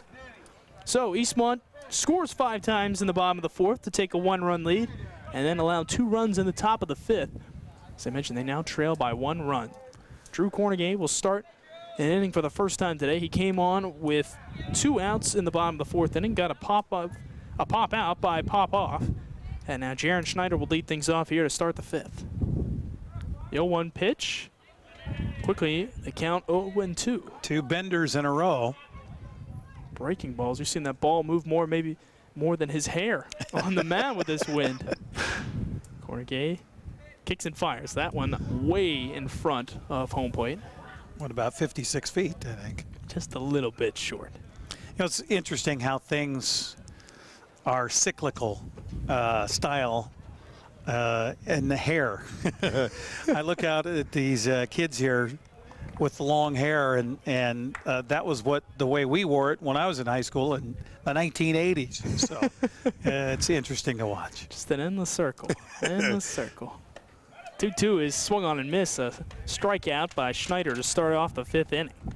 I notice they think AC/DC is still pretty good too. So it depends who you talk to, I guess. You know, the younger I think you get, I think fewer and fewer people may feel that way. But I'm not disagreeing with you. So Cornegay gets his first strikeout of the ball game. He's retired both batters he's faced. Just getting a piece of that one, fouling it away was David Bedoya. So the opportunities were there for even more last inning for Eastmont, Eric. Yeah, and that's what we're talking about between the break is that, you know, okay, so Eastmont gave the lead back to them after they were down 4-0 and they get a 5 spot in the bottom of the 4th. But what it should tell them as they come to the dugout to rally is that, hey, we just did it. Let's do it again. Yeah, we see 2 base runners were erased on the base paths. One tried to score on a pass ball. The other caught stealing. So this one's going to be hit over toward the shortstop, Dean. Gobbles up and fires to first, and unable to be handled by Frost. And that will allow Bedoya to reach. And so instead of being out number 2, he's aboard. Should go down as an error on the low throw from Dean. It's a tough play for Frost over there one way or another. Yeah, just make them make the play. Put it in play. That's a long time for that shortstop to think about that throw after he fields the ball. So E6, Bedoya reaching base for the 2nd time today, despite now moving to 0-2. Pop throw to first. The try and erase him is not in time. You saw Fowler go right around Murphy. And Murphy, a big guy over there, but Fowler, a low throw, was able to get it close. Man, Fowler's got a cannon. Yes, he does. 1-0, big cut and a miss. Having a hard time figuring out Cornegay's curveball. Yes, they are. They go from McDonald, who is throwing nothing but fastballs. Now they got the real slow bender coming at them. They need to have some patience. 1-1. There's another bender that you talked about. It's in there for a strike. Well, we saw at Eastmont, it took them a little bit of time to get used to those fastballs, so you kind of wonder if maybe they just see a few more pitches from Cornegay, things might change. Cornegay, another 3-sport athlete, played football, basketball, and now here playing for Eisenhower on the baseball team. Tosses over to first real quickly. Eisenhower would love a double play. They're playing about double play depth right now. Shortstop Dean is nearly in the outfield. A 1-2 offering. Off speed, popped in the air. That's going to be a tough play. Coming in and making the catch is Spurrier, and there's now 2 away. Should have been a tough play. The wind helped push that one out to the center fielder there, made it an easier play for him. But the way that was in on the fists, that ball's got a lot of English to it, and we don't have 20-mile-an-hour winds. I think that might drop in as a can of corn. It looked a lot softer hit than that where that really ended up, Eric, and I think the wind is exactly who to blame for it. Ball 1 delivered to Hunter Rule. On deck, Lucas Banning, who doubled in a pair of runs last inning, also made a heck of a grab in this top of the 5th inning. 1-0 offering coming from Cornegay, swung on and fouled away. But if you're Coach Smitten, no excuses. Both teams are playing in the wind. Nope. You got to make it happen. Yeah, both teams we've seen in the outfield have to deal with a few of those fly balls, and mixed results on both sides so far. Cornegay checks first, a 1-1 count with 2 outs. They'll fire over. Today's broadcast is being brought to you by The Windmill, a time-tested restaurant providing traditional steakhouse meals in a homey, old-fashioned dining room. Open 7 days a week, 4:30 to 9 p.m. Call 509-665-9529. Strike 2 delivered, and the count is 1-2. Action in the Eastmont bullpen, meanwhile, as it looks like they have a left-hander tossing right now, as that one misses down low for a ball. That is Joe Murphy tossing right now. Murphy pitched last Thursday, most recently. Couple innings of relief, scoreless relief. 2-2. Hit in the air to center field. Moving back is Spurrier, and that one's over the fence. Another home run. A second two-run shot of the game for Eastmont has once again given them the lead. They now lead 7-6 after the two-run bomb off the bat of Hunter Rule. 2-2 pitch, and absolutely killed it over the center field wall. That ball probably traveled 400 feet plus out there in right center field. No doubt about it. Maybe a little wind help. Hey, doesn't matter. You know, we're not feeling a ton right now, but the flag in center field is certainly moving a little heavy to the left side. And I wonder if there is I thought there might be a pitching change for a moment, but I think that ball was just tossed back onto the field. Yeah, the kids out there beyond the outfield fence threw that one back in. I got to talk about, we see crooked numbers up on the board here. 5 for Eastmont in the 4th, 2 here for Eastmont in the 5th. Couple of runs as well for Eisenhower on the top of this inning. Going back to the Mariners and their home run blast and everything else, 5 home runs yesterday and the one over Kansas City. 32 home runs this season so far in 12 games. Just unbelievable. So I was sitting at home last night after the game was over thinking about, we got to get a nickname for this Seattle Mariner team, at least what they're doing right now. So I came up with the Crooked Numbers Bunch. 1-1 hit in the air to center. Running and making a grab is Spurrier. We'll talk about those crooked numbers more after these messages. But Eastmont, 2 more runs on the 2-run homer by Hunter Rule, and they now lead 7-6 following this bottom of the 5th. We'll be back with more after these messages on the NCW Live channel.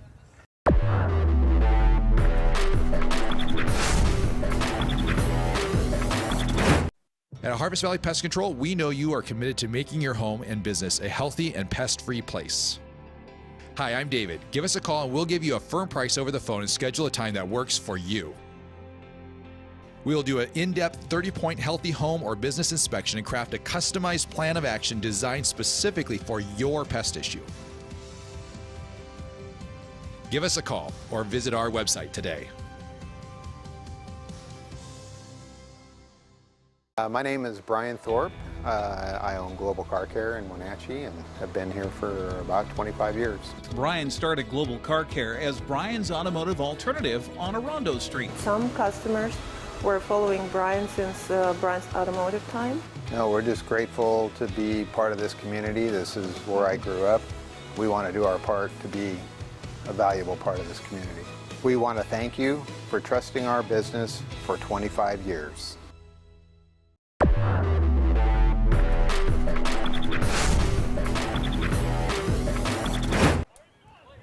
So once again, a 2-run homer has given Eastmont the lead. Said that now 2 times today. Eastmont, a 2-run homer to take the lead. First time that was a 2-run shot by Kalen Massey in the 4th inning. And then just a few moments ago, Hunter Rule hit a 2-run shot. But here we are into the 6th inning with Eastmont leading 7-6. It's a 1-1 count to the first batter of the inning, Tyler Epperson in left field. And you and I were both a little surprised that Kalen Massey came out back on the mound, but I guess if you're Coach Schmitten, hey, we got the lead back, let's put that kid back out there. And you got to really be careful with the rest for these guys. You want to save some arms. No games after today, but trying to win this ball game here. 1-2 hit over toward third. Bedoya, tough hop. Fields in nice play. Fires over to first. That's probably the 3rd superb play he's made today. Very difficult. Charging in. Ball took a weird hop off the grass. Came up right in his bread basket. Picked it off his belt and was able to throw over in time. A very nice play there. So Massey gets the first out of the inning. He's working into the 6th. Trying to hold on to the lead. He's allowed at least 1 run in every inning so far. 2 last inning. Eisenhower now trailing 7-6. Bunt shown, but unable to be put down by Malachi Spurrier. A nice catch on the run to end the 5th inning. Now trying to get aboard here with 1 out. Let's get to it now before the inning ends, though, Eric. We were talking about the swing and a miss. The nickname you have for the Seattle Mariners. As goofy as they've been this year. What was it again? Crooked Numbers Bunch. Crooked Numbers. That's a mouthful. Because they've been putting up crooked numbers, unlike anybody, and it's certainly in franchise history. In their 12 games this year, 25 innings of crooked numbers. And a crooked number, for those who don't know, is anything other than a 1 or a 0. So it's like 6-7 times they've scored 2 runs, 3 runs, 4 or 5, 6, 7, and 8 yesterday. Swung on, hit to left field. That's going to get down a few feet in front of Murphy. So it's a base hit for Spurrier. First time he's been aboard today in 3 plate appearances.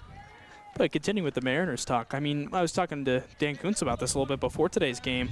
And we were saying, you know, you thought there'd be home runs this year from the Mariners. Look at the lineup. Jay Bruce, Edwin Encarnacion, Daniel Vogelbank. If he lives up to what he's expected to do, he's going to hit some bombs. But I don't think anyone expected this many this often. No, definitely not. I think that, you know, it's going to catch up to him. The fielding is suspect. The bullpen, they're still trying to figure out who's going to close games. It's going to catch up to him. But as a Mariner fan, I'm enjoying the ride while it's happening. You might as well. Oh, one toss out to first actually hits the runner Spurrier. That's a good thing it did. Otherwise, that ball goes down towards the foul fence down the right field line. Justice Dean at the plate right now in an 0-1 count with 1 out. But the current pace, let's see, I saw somebody post this on Facebook. Mariners are on a pace to win 134 games. Down from the original 162 that was expected. Right, exactly. Exactly. So, wow, boy, they're just not living up to the standards. 0-1 is fouled away. And as a team, they're on a pace to hit 500 and some home runs. There you go. There you go. Sure, why not? Every game, they've hit at least 1 home run. Every game. That's incredible. It is incredible. Encarnacion hitting 2 in the same inning last night. The second time in his career he's done that. Ah, my goodness. 0-2 just misses. I was surprised. I thought that would be a shorter list of how many players have actually hit a home run twice in the same inning. Yeah, you know. And the fact that Encarnacion did it already in his career. Boy, it's pretty crazy. I blame the year of pitcher for ruining it. No. You know, it's been nice, though, the last few years, as that pitch misses. The count is 2-2 to Dean, batting with 1 runner on and 1 out. It's been nice seeing a little bit more offense the last few years. We had a 4 or 5 year span. I felt like there was just too much pitching. Maybe it's a little bit too much offense, but as they say, the market fluctuates.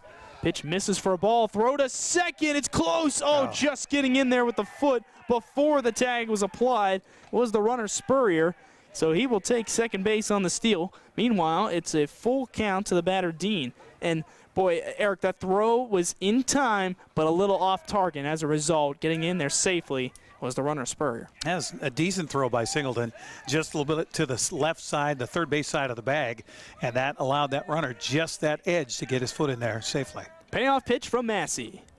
Down low, ball 4, first and second now for the visiting Eisenhower Cadets. Feels like we've been here before. Yes, we have. Last inning. They do this every inning. They've been kind of pesky at the plate. I mean, they've only had 2 innings in this game where they've collected 2 hits. Every other inning, it's been just 1 hit in the inning and a walk, an error, something else. But they've done a nice job. Brandon Schmitten is making the slow trot out to the mound. I wonder if he's going to bring in Murphy here, because Murphy was warming up a little bit last inning.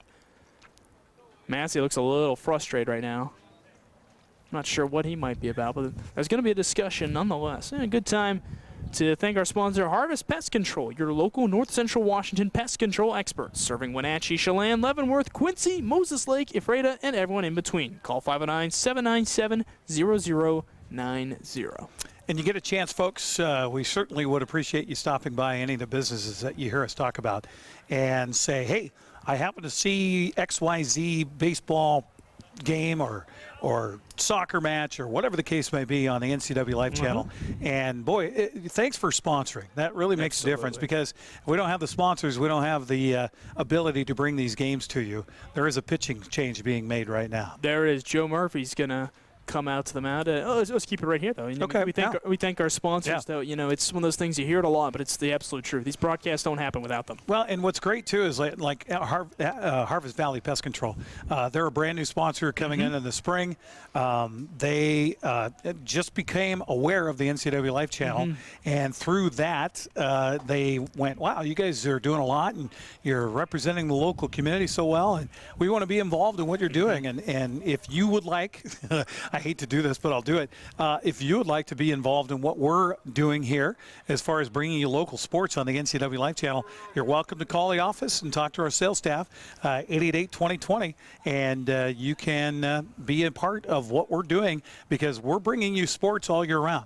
We'll be teaming up with you and the Apple Sox coming up this summer to bring 4 Apple Sox broadcasts for the first time ever on the NCW Life channel. We're really looking forward to that. We still have a few technical things to work out there.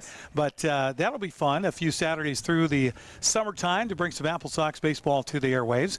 And then, of course, again in the fall, very busy with high school sports. We're bringing the Wenatchee Wild all right here on your home for local sports on the NCW Life Channel. So we appreciate those sponsors to help make it happen. And what number could they call if they want to become a sponsor, Eric? 888-2020. That's 888-2020. And we'll put you in touch with our sales staff, crack sales team, and they'll set you up. And what's great, too, Joel, is that most of the commercials you see that we aired during our broadcast, they were done by the NCW Life Channel. It's not the agency or somebody out of town. We do that work all ourselves with our fantastic staff. And I'll tell you what, it will get you in front of a lot of eyeballs if you sponsor some of the things we do on the NCW Life Channel. A heck of an opportunity, to say the least. Joe Murphy has come on, meanwhile. The southpaw will toe the rubber for Eastmont. Kalen Massey exits with runners at first and second and 1 out here in the 6th. First pitch misses down low to Ryan Fowler. The switch hitter hit left before, but now batting from the right side against the southpaw. Inning started with ground out by Epperson, but then Spurrier singled, stole second, and Dean walked a couple minutes ago. Kick and the pitch. There's a ball. Ooh. You mentioned Apple Sox coverage. I have 4 games coming up that we'll do. And Eric, I'm looking forward to having you on radio, hopefully a couple times. Oh, absolutely. I'm hoping to have a few more of the other Apple Sox former broadcasters on. I've talked to Chris King. I think we're going to have Trevor Williams, hopefully as well. Awesome. Hopefully Grant Olson as well, too. That'd be great. Another guy with you guys at NCW Life. But I'm looking forward to it. It's the big 20th season, so we're going to have fun with it this summer. Well, and hopefully I'll have more of a voice by the time the Apple Sox start playing. Couple more glasses of tea. 3-0 pitch is in there for a strike. So Murphy working his way back into the count against Fowler. Well, it's hard to believe 20 years ago that we started doing the Apple Sox games back in the day on KPQ, and boy, I had a great time, and quickly found when I first started doing the broadcast, I had people ask me, so what's your home run call going to be? What's it going to be? And I said, I don't know. It'll happen when it happens. What did it end up being? See ya. Oh, you did the Michael K. Yeah, there you go. And honestly, I'd never heard of Michael K. Oh, before. okay. And so it was just something that I'd said a lot when I was in high school. See ya. And it just was something that happened in that very first game 20 years ago in Bellingham, with the Apple Sox winning their inaugural game against the Bells. And home run was a big difference in that ball game. And happened then. See ya. But I'll tell you, it was fun. It was interesting. It was quite a learning experience. I imagine doing baseball for the Apple Sox those first few years. I had done baseball the last 3 years coming into this past summer. But I think the biggest thing that scared me the first game in Victoria was doing it alone. Yeah. All throughout college, because we was a student-run radio station. We covered baseball. One of the big things we liked to do was kind of compete with each other. We're competitive. Sure. You've got all these people about the same age, and everyone wanted to be play-by-play. Sure. But you get used to having a color guy, and then the summer comes, I'm thinking, wow, I don't have someone to say, what do you think here? Hit and run, or what should you do? Right. So it's a heck of a transition, but it was fun learning on my own in a lot of ways. Well, and it's rare that you end up having a couple of games, double headers are the hardest. As far as just a broadcaster, to keep yourself fresh and to keep your voice for 2 games, especially if you have did you end up with one in Portland last year, didn't you, when we got a rain out? That's right. We had 2 there, and we had 2 here as well. Yeah. It was a heck of a transition. So Massey's actually back on the mound here, by the way, Eric, and only needed a couple pitches. He came out for 1 batter. It was a walk issued to to Ryan Fowler, rather. Massey back in the game, so I guess his line stays intact here. It's going to be a messy one figuring all this out. 0-2 is the count to Dawson Hoff as he swings and misses at both of the first 2 pitches. So Murphy faces 1 batter, then exits. It was mostly just a turnaround Fowler. Now the right-hander Massey back in the game. You don't usually see this, but it's the beauty of the high school game. 0-2, pop foul, out of play. Well, and sometimes just a mental adjustment for Massey to step off the mound. He went out to left field, and to get 1 batter to think about things and kind of take a breather and then come back, and, well, here you go. 0-2, a little bit started inside, it seemed like. I think music came on. Yeah. Ken Murtaugh from the press box is giving the, oops, sorry about that. Another former Apple Sox member for a long time. Absolutely. Handling the love Mr. scoreboard Murtaugh out there. Great guy. Yeah, the first year doing the broadcast at Paul Thomas Field in scaffolding, and you talk about the wind blowing. We had several days like this where the wind would blow, and you did not feel comfortable on the scaffolding behind home plate at Paul Thomas Field when it was blowing this much. Well, didn't you help construct that current press box that we have there? Yes, I'm sorry, Joel. Yes, I did. No, that's all right. I'm grateful for that, so I don't have the scaffolding. Steve Sadler and I from Sadler Construction, I gave him a call. He'd helped Sandy Cooprider, who was the athletic director at the college back then, with some other projects, and Sandy suggested that I give him a call. And so literally he and I, over a couple of weekends before the second season, built that press box. And it's still there today. And yes, it is. Made it my home the last summer, and looking forward to that again this coming summer. 2-2 the count. The stairs getting up to the press box, it was we had a lot of discussion about that. We talked about putting the stairs on the outside of the building, but that didn't work so well. 2-2 called. Strike three. What a pitch with the bases loaded. Getting off to strikeout looking is Massey. And there are now 2 outs in the inning. It's coming to the plate is JoJo Gonzalez.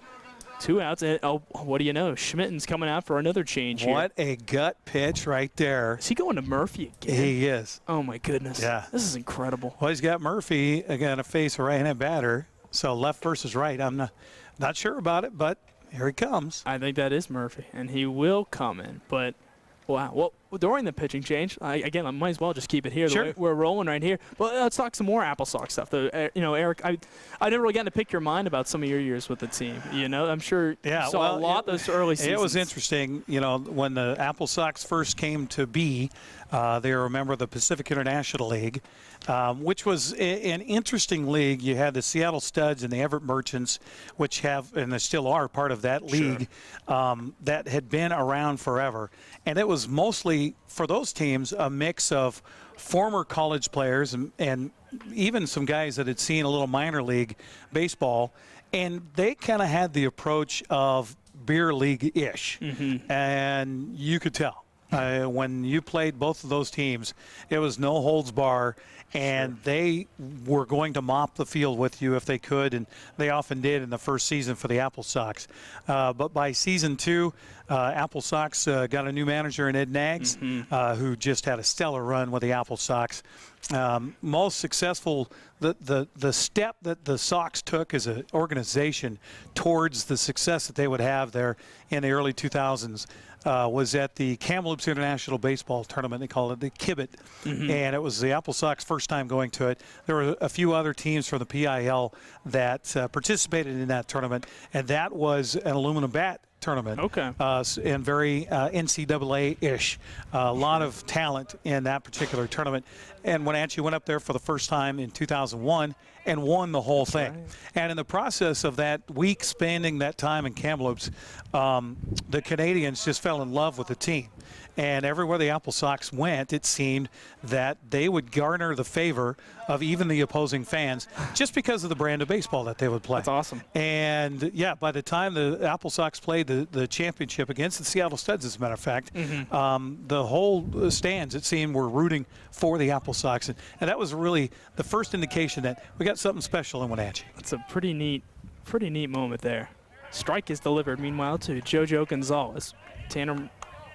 Joe Murphy comes back in the ball game with the bases loaded after Kalen Massey exited, then came back in to get a strikeout looking. Talk about a prickly situation here. Yes, it is. The 0-1. Another swing and a miss. Way ahead of that one was beautiful curveball. Massey looking to get Murphy's in now. Sorry, getting them all twisted up. Okay. Southpaws and right-handers. Murphy now trying to get out of the inning. See if Murphy's Law will kick in there. There you go. The 0-2. Swung on, hit hard to third, right off of his head coach. Guzman couldn't get out of the way of that one, but he looks like he's all right. No medical attention necessary. Schmitten comes out to give him a couple jokes. Grab a leaf or two off the field. Big pitch coming once again. Gonzalez smoked that one, but was a little bit ahead of it. Here's the 0-2. Hit hard left side, and that's going to tie it up, maybe more. Stopping up at third is one runner, but coming in to score is Spurrier. Dean holds at third. RBI single by Gonzalez. Brand new ball game. just Gonzalez, those last two pitches, you see he kind of figured out Murphy. Scored him up on that off-speed stuff and was able to deliver a sharply hit single between short and third. Nice job by the left fielder, Murphy, to get that ball in quickly to keep it to just one run there.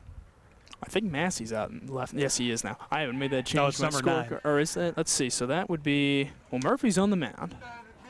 Oh, excuse me. Yeah, so Rule has moved to left field, and that means Massey's in center. All over the place. I don't think Massey's in center. I think he came out to the dugout, and I didn't see him come back in. I'll have to double check that. Yeah, I don't have my binoculars today. Kicking a pitch, Murphy. It's a swing and a miss by Cornegie.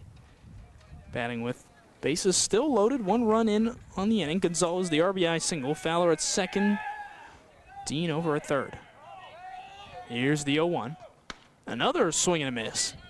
A little late on that offering. 1 run scored in every inning at the very least for Ike today. 2 last inning, 1 here in the 6th. It's 7-7. Eastmont tied up. Pitch outside, misses. So tough stuff for Murphy so far. He's faced 2 previous batters in the inning, walked Fowler, and gave up the RBI single to Gonzalez a moment ago. Here's the 1-2. Swing and a miss, but he gets the strikeout to end it. So the game tied up now after 1 run comes across. But Eastmont a chance to take the lead once again. They've done that each of the last 2 innings. Why not again here in the bottom of the 6th? More after these messages on NCW Life.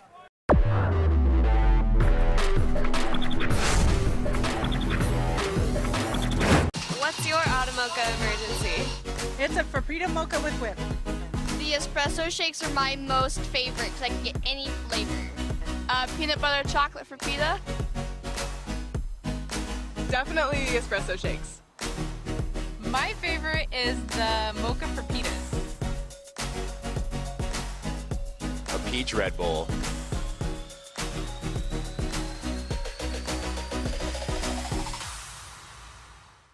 You don't want to see this happen. It's the oil light on your car. Oil is the lube of life for your car's engine. At Alignment Pros and Express Lube, they pour the best oil your car deserves. Expect fast, friendly, superior service in a clean environment. They'll change your oil and perform a 21-point inspection while you enjoy the comfort of their amazing waiting room. Keep your car in top shape at Alignment Pros and Express Lube in East Wenatchee.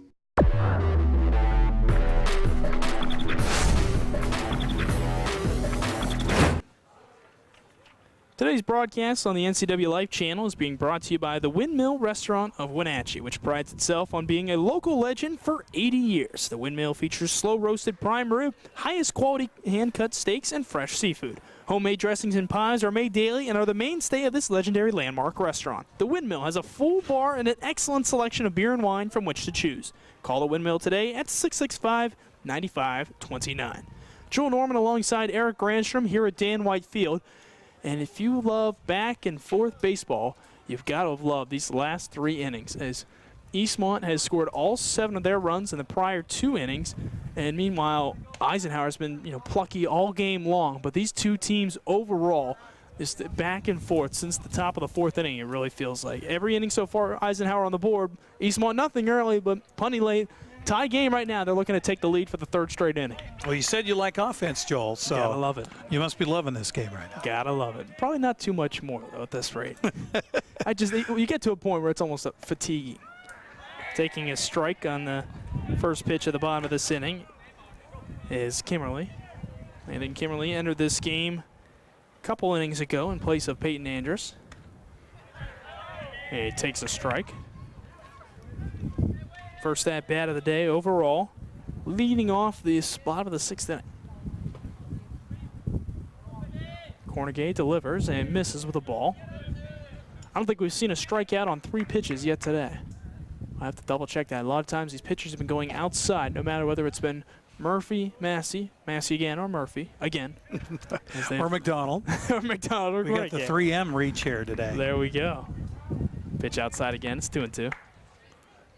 No outs here in the bottom of the 6th. The wind a little bit more consistent later So this is your first full year of being in the Wenatchee Valley, right? Correct. After coming in to do the Apple Sox games last spring. Correct. Moved last May. Plunked by the pitch is Kimmerly, and he'll reach base to start off the bottom of the 6th. So a tip for you in the springtime here in the Wenatchee Valley. Let's hear it. If you look up, you see the snow still up at Mission Ridge, up the canyon in the distance. Yep. As long as the snow is on the mountain, the wind will continue to blow. Fair enough. As soon as the snow is gone, then the wind lets down. That's a great point. I'm thinking about it last summer now. Once the snow was gone, you didn't notice it as much. I learned that quick from an old-timer when I first moved here. Fair enough. Back in 1990.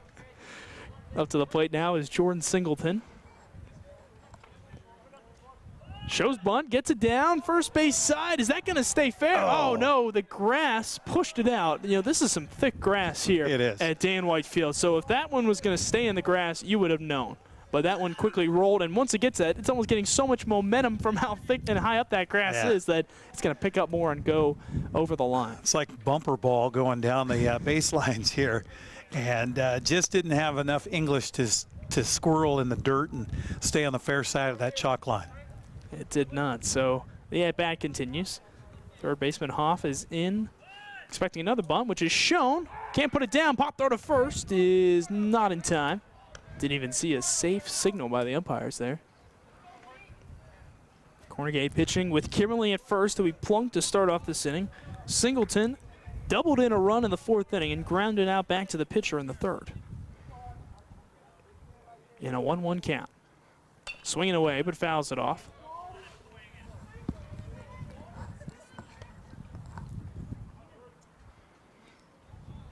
Cornegay gave up the 2-run homer to Hunter Rule last inning. That's the only hit he's given up. Did allow another runner to reach base on an error. That was Bedoya who scored on that long ball. As we mentioned, plunked Kimmerly a moment ago. Singleton takes a ball in the dirt. 2 balls and 2 strikes. Catcher for the Wildcats looking either get on base or potentially drive in Kimmerly. Long look in, now Cornegay's ready. The 2-2 pitch is upstairs, and now it's another full count. Eastmont, ever since that 4th inning, has done a fantastic job at working counts.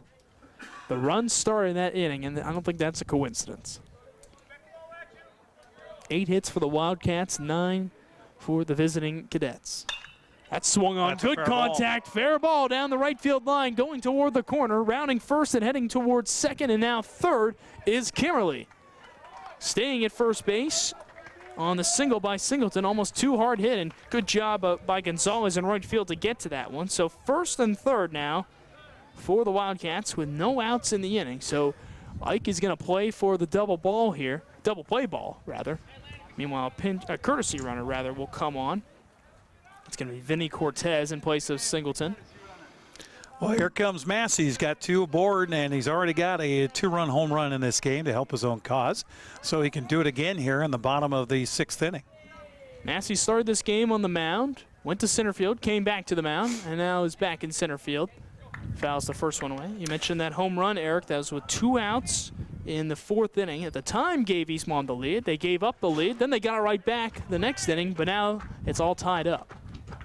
7-7 here in the bottom of the 6th. 0-1 misses on a breaking ball. They're starting to figure out that breaking ball now. We talked about it earlier. That was a real concern earlier in this game, Eric, and now it seems like Eastmont's got a pretty good idea of what Cornegay is throwing. The 1-1 offering coming. Massey connects and hits it over towards short. Dean throws to second for 1, on to first, just in time. Frost extends, and the double play is recorded, but the run comes across, so it's an effective out. You don't usually say that about those double play balls, but coming in to score is Kimmerly, and Eastmont, for the 3rd straight inning, has taken the lead. Kimmerly scores, Singleton and Massey erased, as the bases are now empty for Austin Popoff. Next on the first pitch, skies it in the air to right field. Losing his hat, but making the catch is Gonzalez. And he doesn't go back to get his hat, but that will do it here for the 6th inning. So Eastmont has the lead. Once again, it's 8-7. We'll go to the 7th after these messages on the NCW Live channel.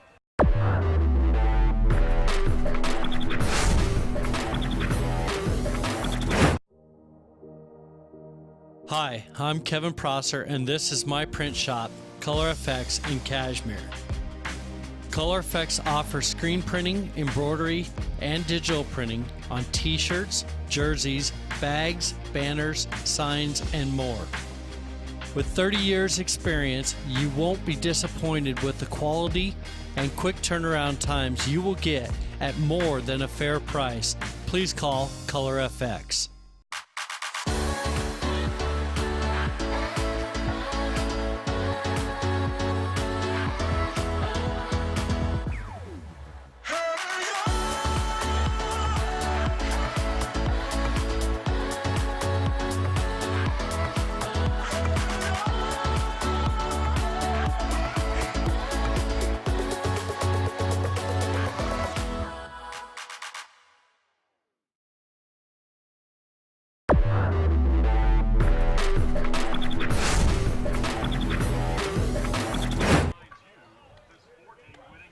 Going into the 7th inning, Eastmont looking to hang on to get the win, but to do that, they're going to have to keep Eisenhower off the scoreboard for the first inning today. But if they do, they will pick up that all-important W. It's been a good homestand so far. They're 2-1 on it, looking to end it on a high note here. I'm Joel Norman alongside Eric Grandstrom here at Dan White Field. 9 hits and 2 errors for both teams, but a 1-run lead for the Wildcats going into the 7th. Steven Rodriguez will lead off against Joe Murphy. Looks like he might be in to stay if he can hang on here. No one in the pen, and I doubt Maxey would come back in for a 3rd time. This is down low for the first offering. Rodriguez doubled in a pair of runs in the 5th inning at the time to regain the lead for Eisenhower, but of course they surrendered it, tied it back up, and then gave it up again. Back in 4th inning. Murphy a little bit low on the 2nd offering, similar to how he was on the 1st, and the count is 2 balls and no strikes. The southpaw pitched to 3 batters last inning, retired 1 of them. There's a strike. Gave up an RBI single to JoJo Gonzalez, and before that, 2 batters earlier, walked Ryan Fowler. In between, he played left field. Here's the 2-1. Swung on, popped in the air to center. Massey coming in and makes the catch for out number 1. You know, you get these athletes, Joel, that in high school that are playing positions aside from playing pitcher. And pitching is so much mechanical and so much muscle memory, and it's being able to put your feet in the same spot every time. It's about putting your arm angle in the same slot every time. And, you know, you look at the mound and how the mound has changed here. It's difficult to do, especially when you're, like I said, a multi-position player. Aside from being a pitcher, you don't pitch every day. That's a great point. And it's just tough in high school to be consistent. It's something in every sport that athletes are striving for. Swing and a miss. It's quickly 0-2 to Tanner Frost. But it's just so important, too. You talk about the mound. It just, I don't know how well you can see it on the picture here, but wow, from our angle, you can just see how. Oh, there's a huge divot in front of the rubber. Exactly. And their placement foot on the landing foot, also a big hole. Ground over to Kimmerly. Easy play to first, and he'll make it. And all of a sudden, the Wildcats 1 out away from a victory. Back and forth game, and they're looking to end out on top of it. Last hope is Tyler Epperson for the Cadets. Epperson batting from the right side against the southpaw, looking to close this one out.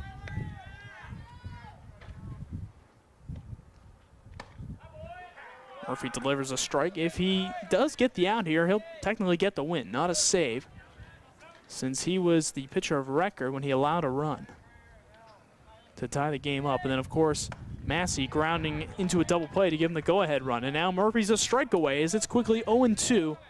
Done a nice job ever since getting the first 2 balls down very low to start off this inning. Ever since then, pummeling lots of strikes.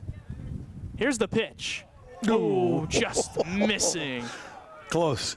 Yeah, everyone here thought that was it. Of course, our broadcast position above the dugout on the third base side. Tough to see outside, inside. Yes, it is. The 1-2. We'll try it again. Hit over to first. This should do it. Handled by Schneider. He'll take it to first himself. And the Eastmont Wildcats are victorious today. They pick up an 8-7 win over Eisenhower, who was right above them entering today's game in the standings. But right now, they'll be tied up in those standings. A big win for the Wildcats, and they end the homestand 3-1. We'll wrap things up after these messages right here on the NCW Life channel.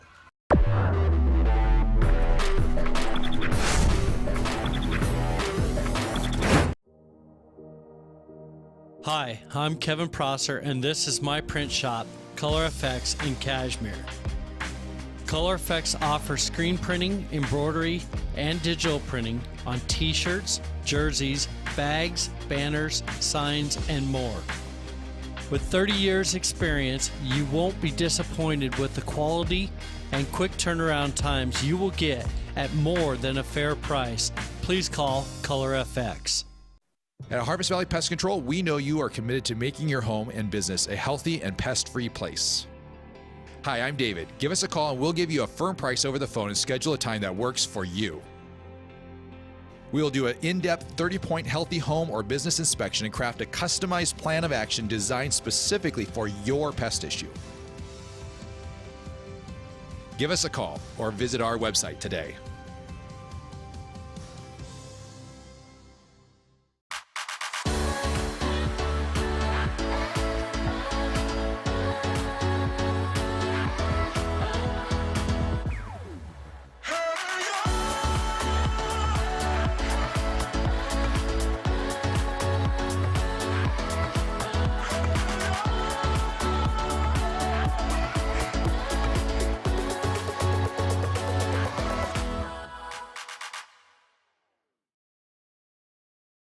Thanks for watching sports on the NCW Life channel. It's brought to you in part by the Fireplace Guys, Central Washington's most trusted names in fireplace and barbecue sales, installation, and service. Located at 1205 Walnut Street in Wenatchee, thefireplaceguy.net. Beneficial in-home care, your compassionate in-home care provider. All the benefits of assisted living while remaining within the comfort of your own home. And the Windmill Restaurant, providing traditional steakhouse meals in a homely, old-fashioned dining room. Call 509-665-9529. Dick's Heating and Air Conditioning has been proudly serving the Wenatchee Valley for over 35 years. And just as Dick's has been there for you, they have also been an essential part of our community, supporting local youth sports all year long and your Wenatchee Wild. Thanks for your support. Thanks, Dick's Heating and Air Conditioning, for all your support. Thank you. Dick's Heating and Air Conditioning, your local, independent, trained comfort specialist. Call 884-6444 today. My name is Brian Thorpe. I own Global Car Care in Wenatchee and have been here for about 25 years. Brian started Global Car Care as Brian's automotive alternative on Orondo Street. Some customers were following Brian since Brian's automotive time. No, we're just grateful to be part of this community. This is where I grew up. We want to do our part to be a valuable part of this community. We want to thank you for trusting our business for 25 years.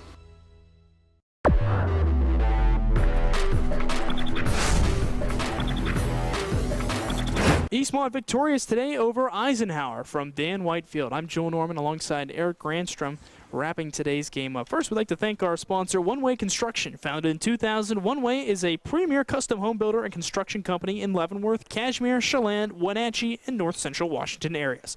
Whether your project requires general contracting, framing, concrete, or consulting services, they want to be a part of making your vision a reality. They believe that great communication and customer service plays the most important role of a successful construction project. Find them on the web at onewayconstructionnw.com. So as we mentioned, Eastmont victorious today by a score of 8-7. Joe Murphy pitches an inning and a third, doesn't allow any runs, did allow an inherited runner to score, walked one, struck out one, and allowed one base hit, but picks up the W in this one, a scoreless ninth inning to wrap it up. And really the tail of this ball game, Eric, is going to be those middle innings, as finally in the seventh, Ike didn't score, but before that, they'd gotten at least one run in every inning. Eastmont's bat's a little quiet in the first three innings, but trailing 4-0, they took the lead with a 5 spot in the fourth, gave up 2 to give up that lead, scored 2 more in the fifth to take the lead, gave up a run to tie the game again, and then took the lead on a ground ball double play. No RBI technically, but that got the job done. A weird game all around. Yeah, we talked about the ebb and flow of this game, and Eastmont never giving up their chances, but also figuring it out at the plate and deciding that, okay, McDonald's throwing strikes. We got to be patient. We got to look for our pitch and get aggressive, and they did in that 5 spot in the fourth inning. where they were able to bring 8 men to the plate. Of course, the big 2-run jack, the difference in this one. And give credit to Kalen Massey. Battled on the mound, had some issues at times, gave up some 2-out hits that were costly, but was able to come through in the end, help his own cause with a 2-run home run. Got some more help a little bit later down the road, and Eastmont able to pick up, I think, a confidence-boosting win here today. It'll be interesting to see how they do on the road later this week when they play 2 down in Yakima. That's exactly right. They did, Massey's stuff today, maybe not the best. They did allow all 7 of those runs on his line, but a big 2-run homer to give them the lead in the 4th inning, and then Hunter Rule hit a 2-run homer in the 5th. In fact, on all 4 extra base hits today that Eastmont had, it was to drive in a run. And of course, 2 RBI doubles in that inning. Singleton drove in a run with 1, and Lucas Banning had a 2 RBI double to plate the first 2 runs of the game for Eastmont. That 5th inning, 8 men to the plate, 5 runs across. They could have had more, as crazy as that one was. Absolutely. Could have batted even more in that particular frame. And that's something, too, Joel, is the confidence that they can build off of this, knowing that they could have had more in that inning. They had some base running blunders. They had a couple of defensive gaffes early in this game. They overcame themselves, basically, to get the victory over a pretty gamey Eisenhower team today. That's a great point. And these 2 teams will face each other again on Friday, a doubleheader. That one going to be at Eisenhower. And then after that, Eastmont, a well-deserved 10 days off. Today was their 4th game in the previous 6 days overall. So I think they're going to enjoy that rest, Eric. Yeah, and to go 3-1 in those 4 games, that's pretty good. Not too bad at all. They'll take it. So Eastmont, with the win, improves to 5-5 in conference play, 6-6 overall. So they're back to 500 overall. So that does it for our coverage. The next broadcast here on the NCW Life Channel will be on Thursday at 7 p.m. It'll be a replay of Game 5 of the Wenatchee Wild's 3rd round conference playoffs against the Vernon Vipers, with Arch Ecker on the call of that one. Tune in at 7 p.m. right here. But for Eric Granstrom, I'm Joel Norman signing off. Eastmont victorious 8-7. You've been watching high school sports right here on the NCW Life Channel. Thanks for watching High School Sports on the NCW Life Channel.